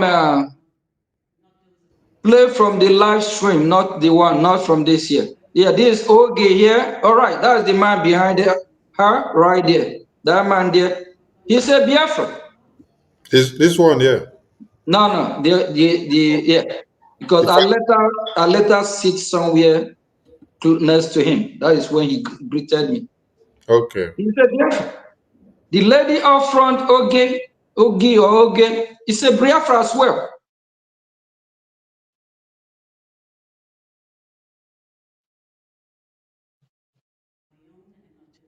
My fellow citizen, the man at the back there, I think you remember who he is, right? Sean. They hide behind me.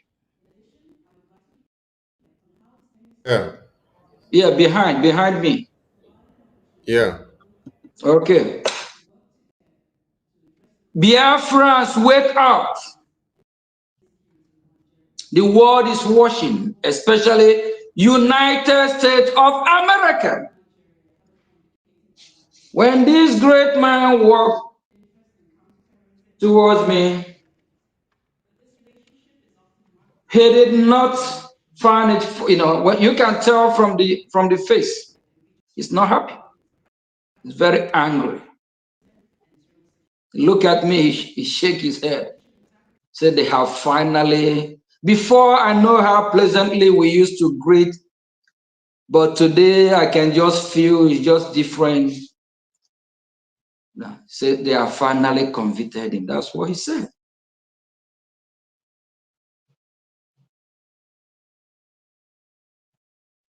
My people, when will you wake up?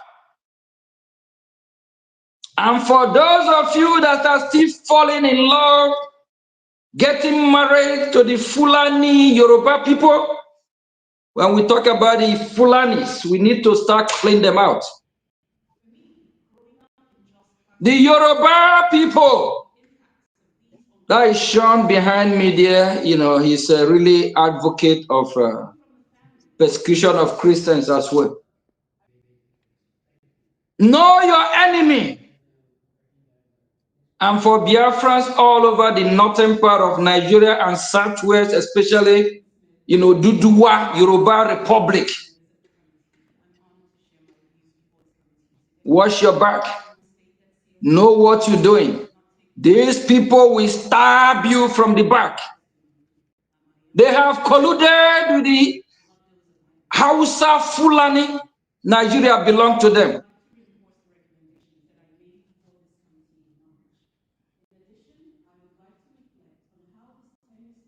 They have shared Nigeria like you share cake. The Yoruba people are beneficiary of that contraption. The northern part of Nigeria, they are also beneficiary. What about you, Biafra? Here in the moon. What have Biafrans benefit since 1914 until the expiration of Nigeria? Because Nigeria is expired drug, about to explode. Every day they keep falling in the trap of the international community. Nigeria is a disgrace. Before President Trump uttered that word and called Nigeria a disgraced country, do you know what it is?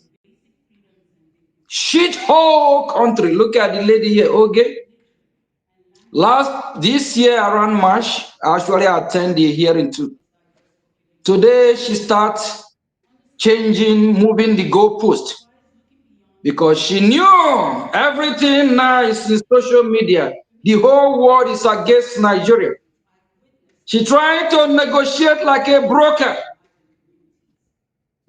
If United States of America can help the Nigerian government, for help them in maybe in some logistics to counter terrorism, she trying to advocate for Nigeria that they don't have what it takes to fight Boko Haram. But the same Nigeria sponsor the terrorists. That is the man right there. The same Nigeria sponsor these terrorists. The same Nigeria.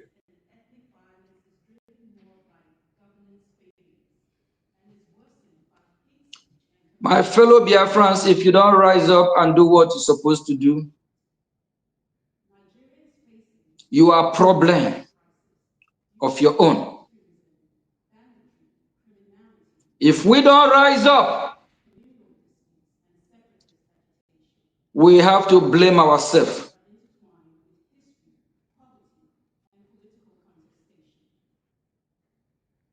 How do we fight this terrorism? How do we chase this?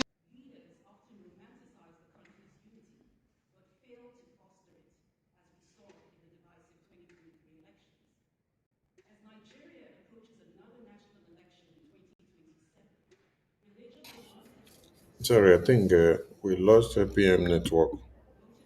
It should be back.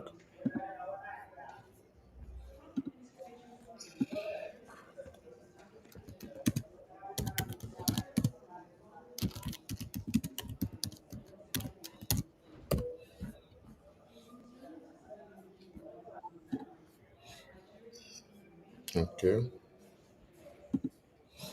Yeah. Okay, I'm back up now. Yes, you're back now. Yeah, Go ahead. thank you. Biafrans, our website is open 24/7. Biafra is here. When I keep saying Biafra is here, I know what I'm talking about.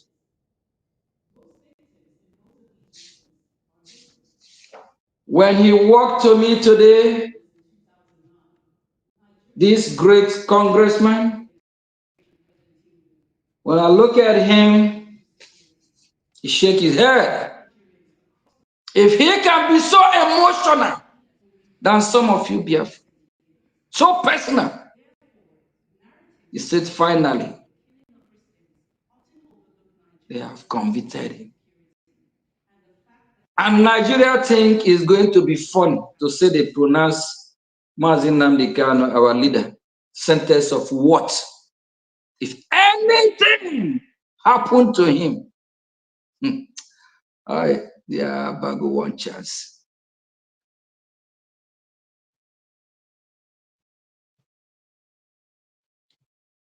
We Biafrans are sending a strong warning to the legal team. I don't know what kind of advice or what kind of game they're playing for the past, how many years? 4 to 5 years now. They're playing the same game with this kangaroo court of Nigeria, knowing that justice cannot come from there. Maswell was ranting, now they're going to appeal. Then they will bring it down from appeal to Supreme Court, to High Court, to this. Before you know, 1, 2, 3, 4 years is over again. It happened before, 2 years ago. The court acquitted him. And Buhari, the dead imposter Buhari, refused to let him go. The same playbook. I saw one video of one of our leaders' sibling, one that called Meme, Prince, whatever. This stupid idiot. 2021, he was parading himself, dressing like Onyendo.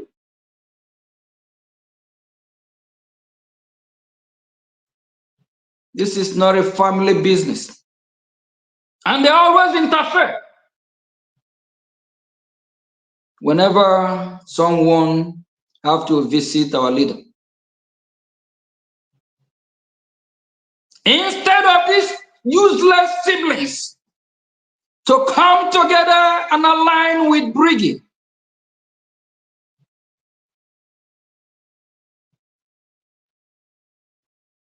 all they do is to disrupt what we are doing. All they do is to conspire to write to EU to imprison Mazi Simon Ebo. And they still have the same plan to come after us here in United States of America. Here is the battleground. I'm waiting for all of you. I'm not in Finland. I'm not in that EU that have colluded with terrorist states like Cameroon and Nigeria. I'm here in America. Can't do me nothing. You can't do breaking nothing. But we destroy Nigeria from Washington. Mark my word. And Onyendu Nnamdi Kanu must be released.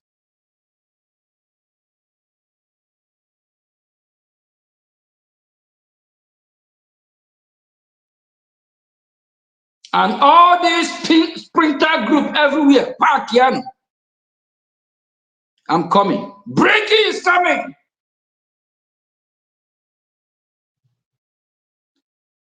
Brgie Apm, all of you like this.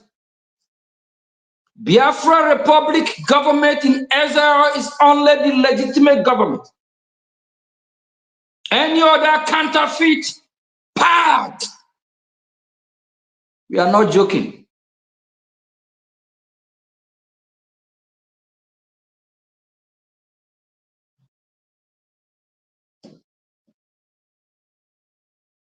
The first time I met with with James, a year ago, the first meeting was over a year ago.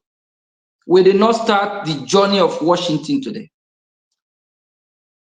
The journey of Washington started over a year ago.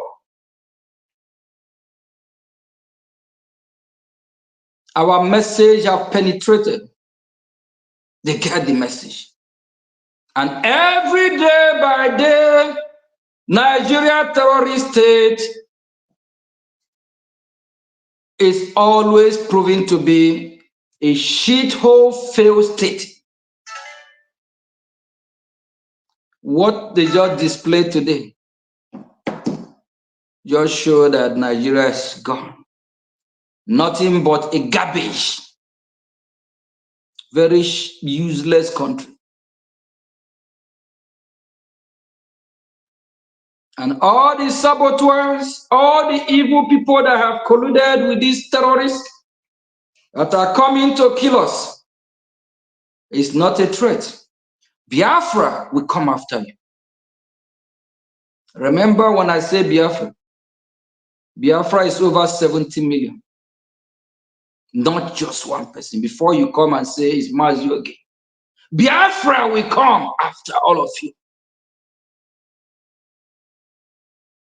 The same way the leader of the free world, United States of America, is paying key interest, watching what is going on, that made this great man to, spark today with anger,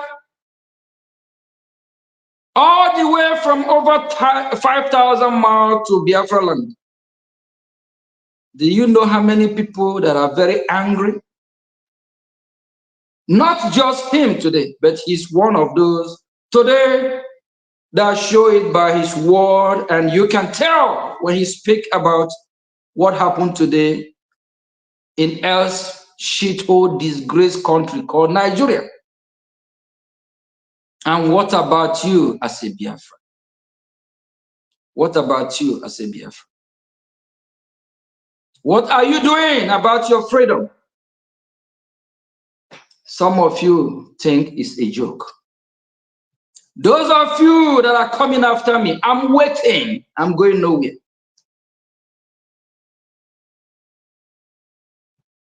Those of you that think you can bring Brgie Biafra Republic government in exile or Biafran people down, we are waiting. We are watching. And you can't do it. Rather, we'll come after you.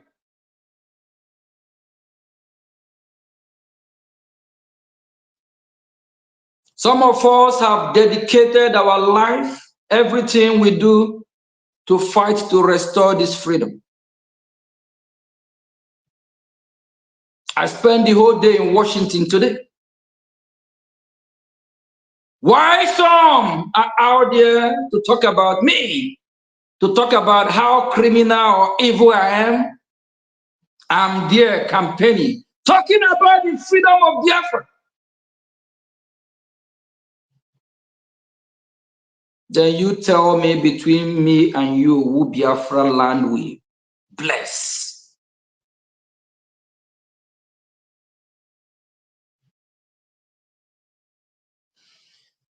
Fellow Biafrans,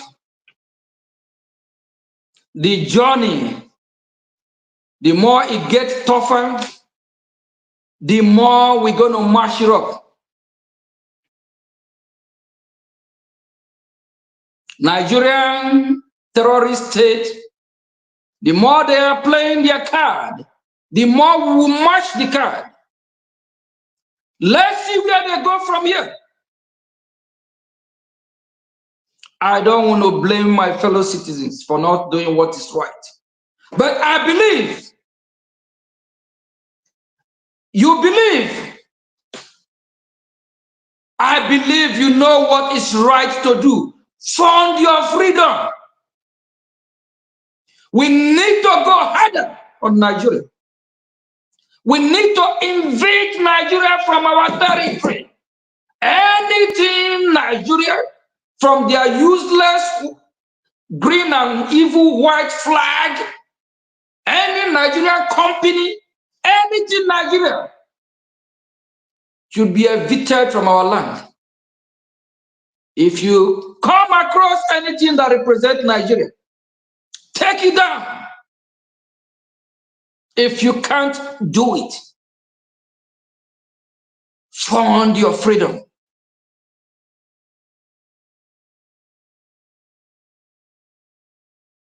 No country can survive without fund. No country can fight a war without fund.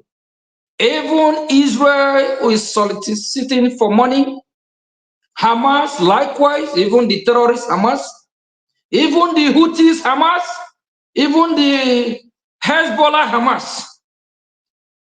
Russia is actually looking for money too. Ukraine is looking for money. Why today Ogi is campaigning for United States of America to equip Nigeria, which will also cost money. And why a great Congressman James here condemn the aiding or the funding going to Nigeria, that they should stop it. If that stop, Nigeria will go down more, that they can't fight. And if we Biafrans can fund what we are doing, that will be a plus to invade Nigeria out of our territory. If you're one of those that just want to listen and watch what we are doing, keep watching, keep listening, keep following and following. You must be a fool to just keep following. If you are not supporting, what's wrong if you support your freedom?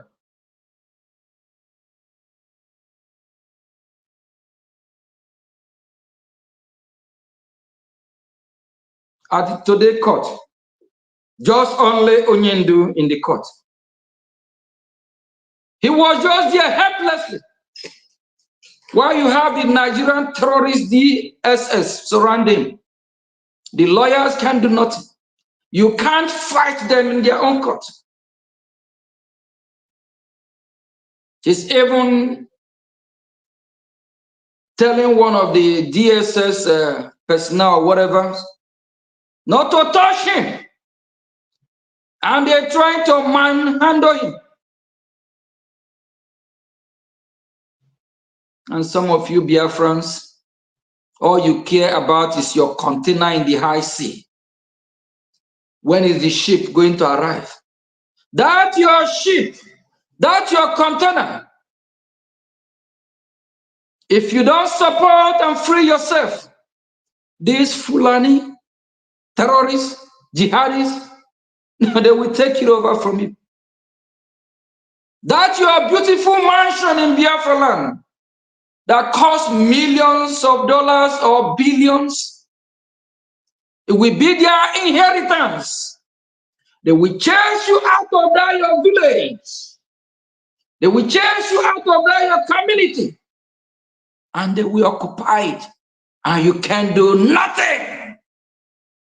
The best you can do now is to stop them, push back, fight them, chase them out of your land. And for the Middle Belt, before 1914, over 99% are Christians. We understand what happened, they betray us. We understand what happened, that Gowon is from the Middle Belt.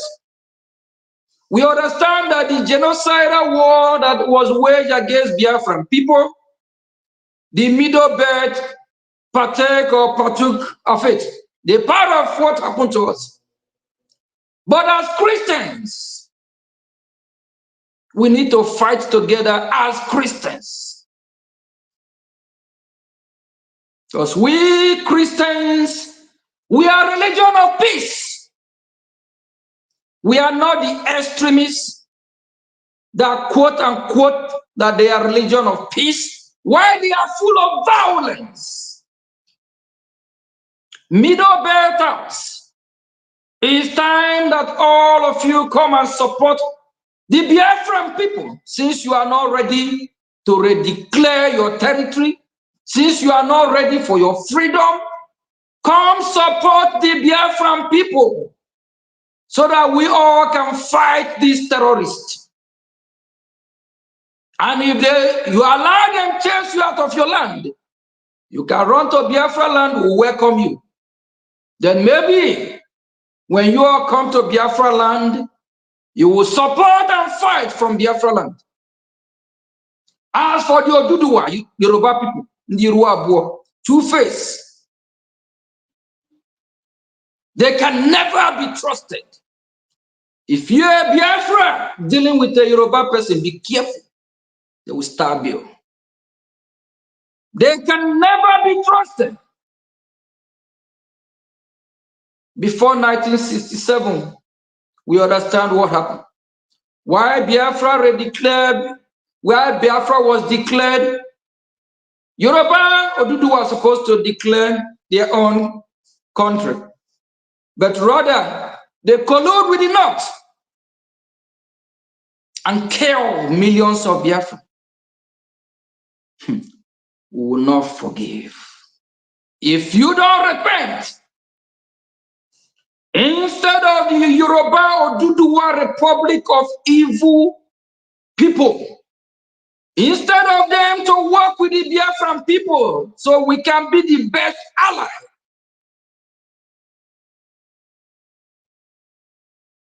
they want to cause enmity that will last forever. They want to cause enmity between our children and their children and their children, both born and unborn. They forget about the consequences. It's not easy for wound to heal. We'll always remember the pain they have put us through.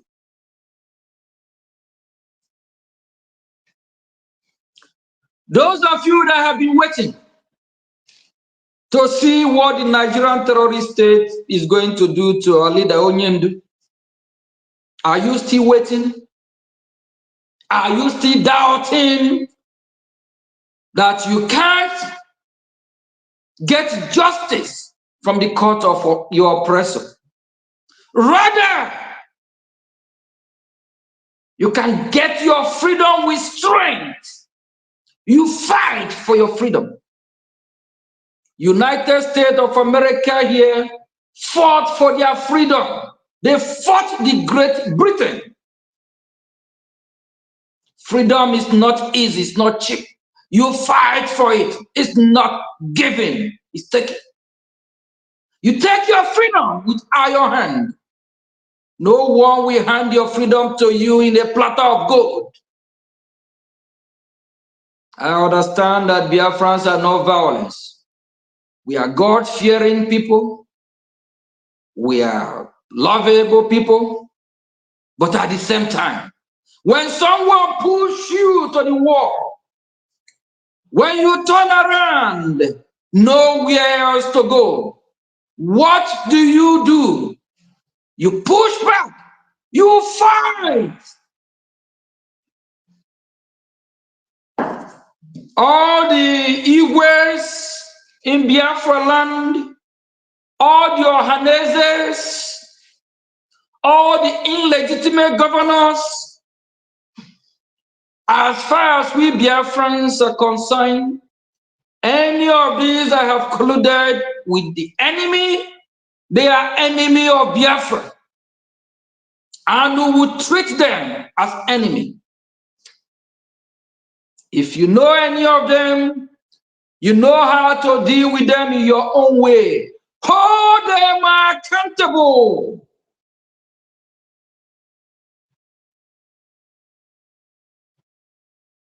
If you can't, if you can support your freedom financially with with money, fund your freedom.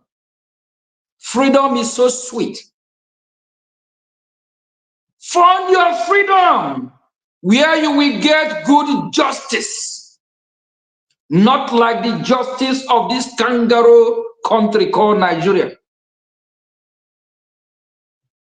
Fund your freedom where you will have a country, a law-abiding country, a country that have it all, a country that have good security, good infrastructure, good education, good lovable system, a workable system for that matter, good hospitals, good schools. When I say good hospital, in Nigeria today, the corrupt politicians of Nigeria, do you know they don't take treatment in Nigeria? They flew abroad because they don't have good workable or good hospital in Nigeria. What a shame.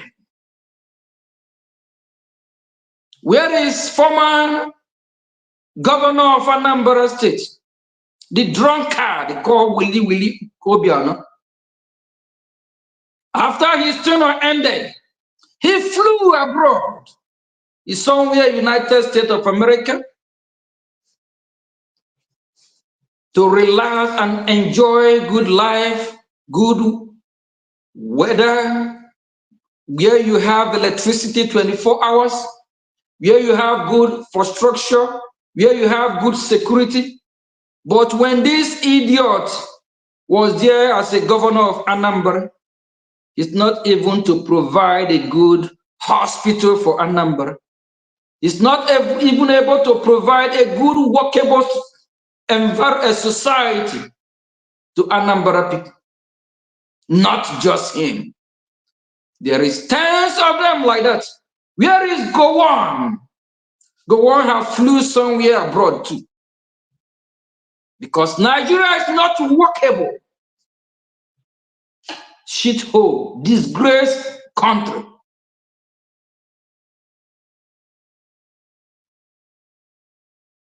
My fellow citizens, I don't want to blame Biafra for what is happening now. But if you're a Biafra, you're not funding your freedom, you are to be blamed. Do you expect Congressman James to come and fund your freedom for you? That means you must be a woman. He can advocate for you. He can support. He can be voice for Biafran people. They can support us when they see how serious we are. Today at Capitol Hill, some of the congressmen and women that I have had meeting with, I have the opportunity to still see some today. I can tell they are not in good mood. A lot is going on.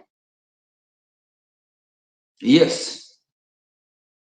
With what Nigeria did today, most of the congressmen and women, US lawmakers that know about it and that are following, they are not in good mood.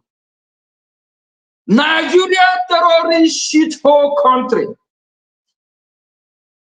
Are you able to eat what we are cooking for you? It will not end well for Nigeria.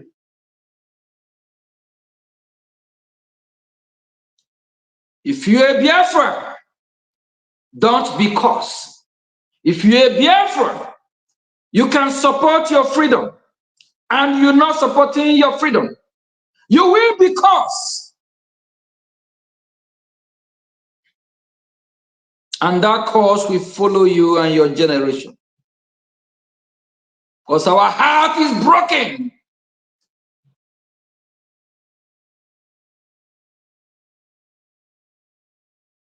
Look at your leader, Onyindu, helplessly in court today. No one can defend him. Look at the way they maltreat him. Only what we can do for his release. We come every day, every Saturday, campaigning, pleading, fund your freedom. So we can evict Nigeria from our territory. So we can deal with them. They will be forced to come to negotiate so we all can go our separate way peacefully. Some of you refuse. And some of the useless lawyers still believe in the same Nigerian court. What can a terrorist court offer you? What can a shithole state offer you? Nothing. A country that cannot even offer you basic security. A country that cannot offer you electricity. A country that cannot give you good running water. A country that after graduating, you can't get a job. A country that is built of fraudulent foundation. A country that is calm. A country that the education system is so corrupt, bribing and corruption. People pass out of their school with all kind of high marks, never even taking one exam. Everything is paid for. Nigeria is not working for me. Nigeria is not working for millions of Biafrans. I have a question for you. Is Nigeria working for you? Are you happy to be a Nigerian? Are you pleased to be a Nigerian? The answer is no. While some of you are living in denial, thinking Nigeria will work, it can never work. While United States of America is preparing to come to Nigeria to deal with the terrorists actually intensify more attack because they call it a holy war, a jihadist war. It's something they'll be waiting for. Some of them believe when they die, they will go to heaven. They have 72 virgin. I don't know if their Allah have make it up to 100 virgin waiting for them. Some want to die. Some want to commit that their jihadi and die. Some of them don't have the same mindset you have, to have a good family, train your children in a godly way, have a normal society, a workable society. These terrorists, they don't have that mindset. They are not builders. They are destroyers. Why all this is happening? They call this group Islamic extremist terrorists or Islamic extremists. There is nothing like moderate Islamists. They are all the same. Saudi Arabia, Qatar, Iran, they sponsor this group. These groups are their foot soldiers. Their aim is to conquer Biafra land, in extension the whole world, to Islamize everyone, conquer the whole world with their terrorism. But it is worst in Biafra land because they want to conquer Biafra land and lay their hand on the mineral resources A warning to the West is that if they allow that to happen, they will attack the West, even United States of America. Fellow citizens, it is not the end of the road. The journey just begins. Our leader, Nnamdi Kanu, will get him out. We will do everything from Washington, D.C. here to make sure he is out with condition. With conditions. We'll make sure the leader of this free world work with the Biafran people to give Nigeria sanctions that will cripple Nigeria overnight. And why that is happening, we Biafran people, we fund our freedom and go harder on Nigeria. Nigeria must go on their knee when time comes. Please fund your freedom. Support this one legitimate government that is working hand in hand with United States of America government. The only government that is recognized, the only government that have a lobby in Washington, D.C. that represent the Biafran people. Modern global strategies, of which Elias Garasolis is a good partner of us. If you haven't joined this movement, you are missing out. Time is coming when you will be pleading with your money. You want to call Minister of Information, CUS, others, Bishop Comfort. You will be calling, how can I support? What is the website? By then, we will tell you, we don't need your money. Now is the time you write your name in the history book of freedom of Biafra, in the good book of Biafra. Thank you from here. Don't let your heart be troubled. Don't let your spirit be broken. The terrorist country called Nigeria just exposed themselves today. They just make United States of America to talk more about Biafra. They just give United States of America the reason they should recognize Biafra. Thank you from here. I know it's late for some of you in Europe. Thank you from here. Thank you. Yeah, thank you to our Honorable APM. Yeah, it's very clear that, just like you said, Nigerian terrorist government have invariably given the American government the red light about themselves and given a green light for Biafra to be looked into and for more discussions to spark for Biafra, because anyone that did not know about Biafra before now, after looking into the media and then seeing the US congressmen, the lawmakers of America convening on this very day to discuss about the evil that is happening in Africa and precisely in Nigeria, and then they get to hear that the US lawmakers are fuming about the persecution of Christians and a Christian leader, a Biafran leader, the eye of the independence of the Biafran people. So it's a very big message, and Nigerian government have actually shot themselves on the leg. The trap that American government set for them, they have fallen into it. And I don't know how they are going to get out of this one, because it's going to be a very dying one.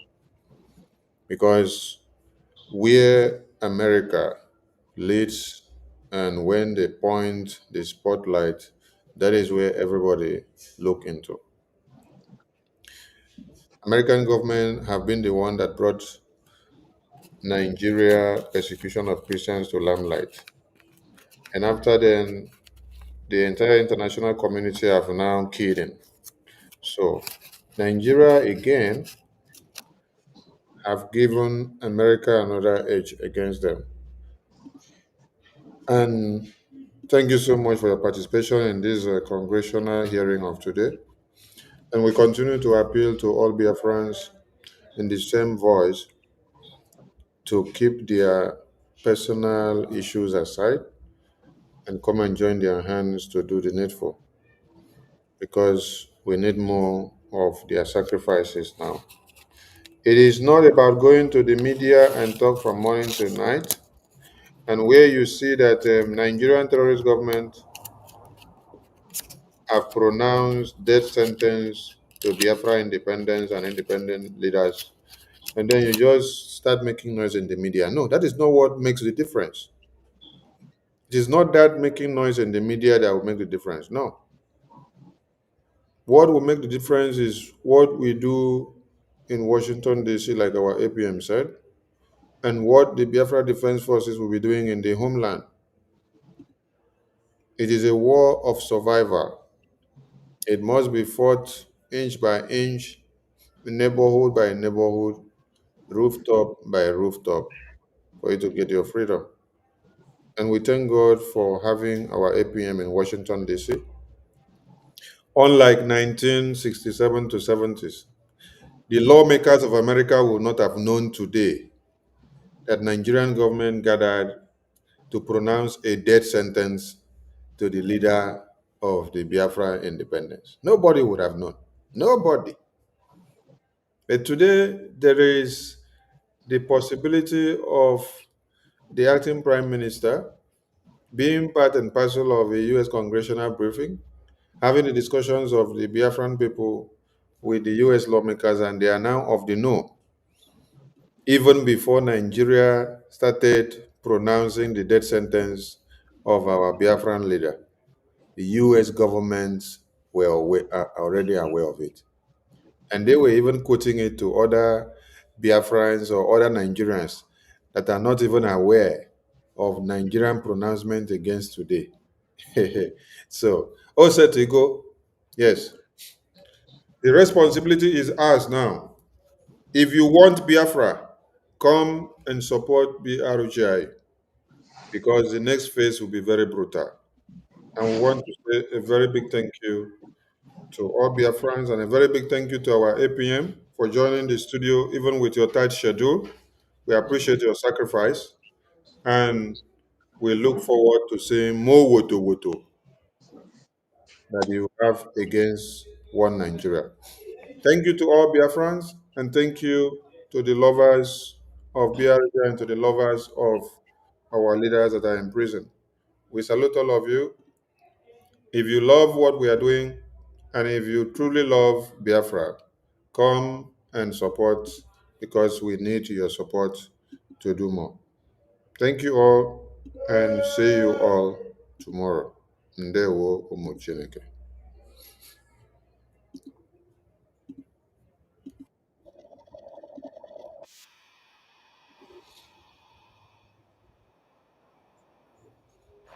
But I must temper justice with mercy. The court is moved by chapter 22, 23, verse 23 of Matthew, in the book of Matthew, to the fact that, who unto you, scribes and Pharisees, hypocrites, for you pay tithes of mint and anise and cumin, and has omitted the weightier matter of the law, judgment, mercy, and faith. This you ought to have done, particularly, and must notice the word in Matthew 23 and verse 23, the word mercy.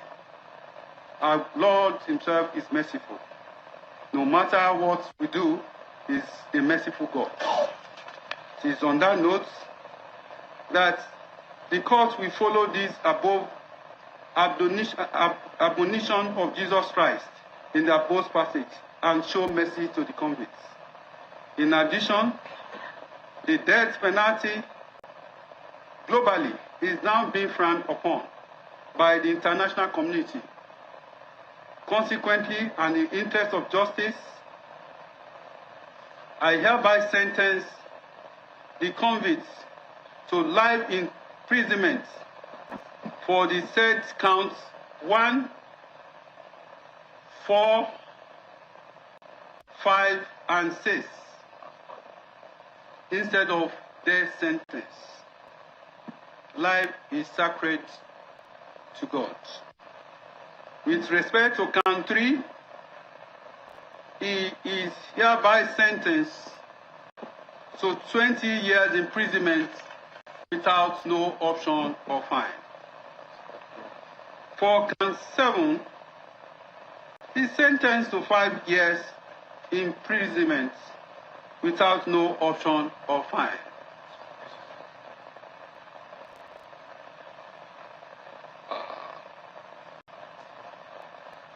To extend the mercy,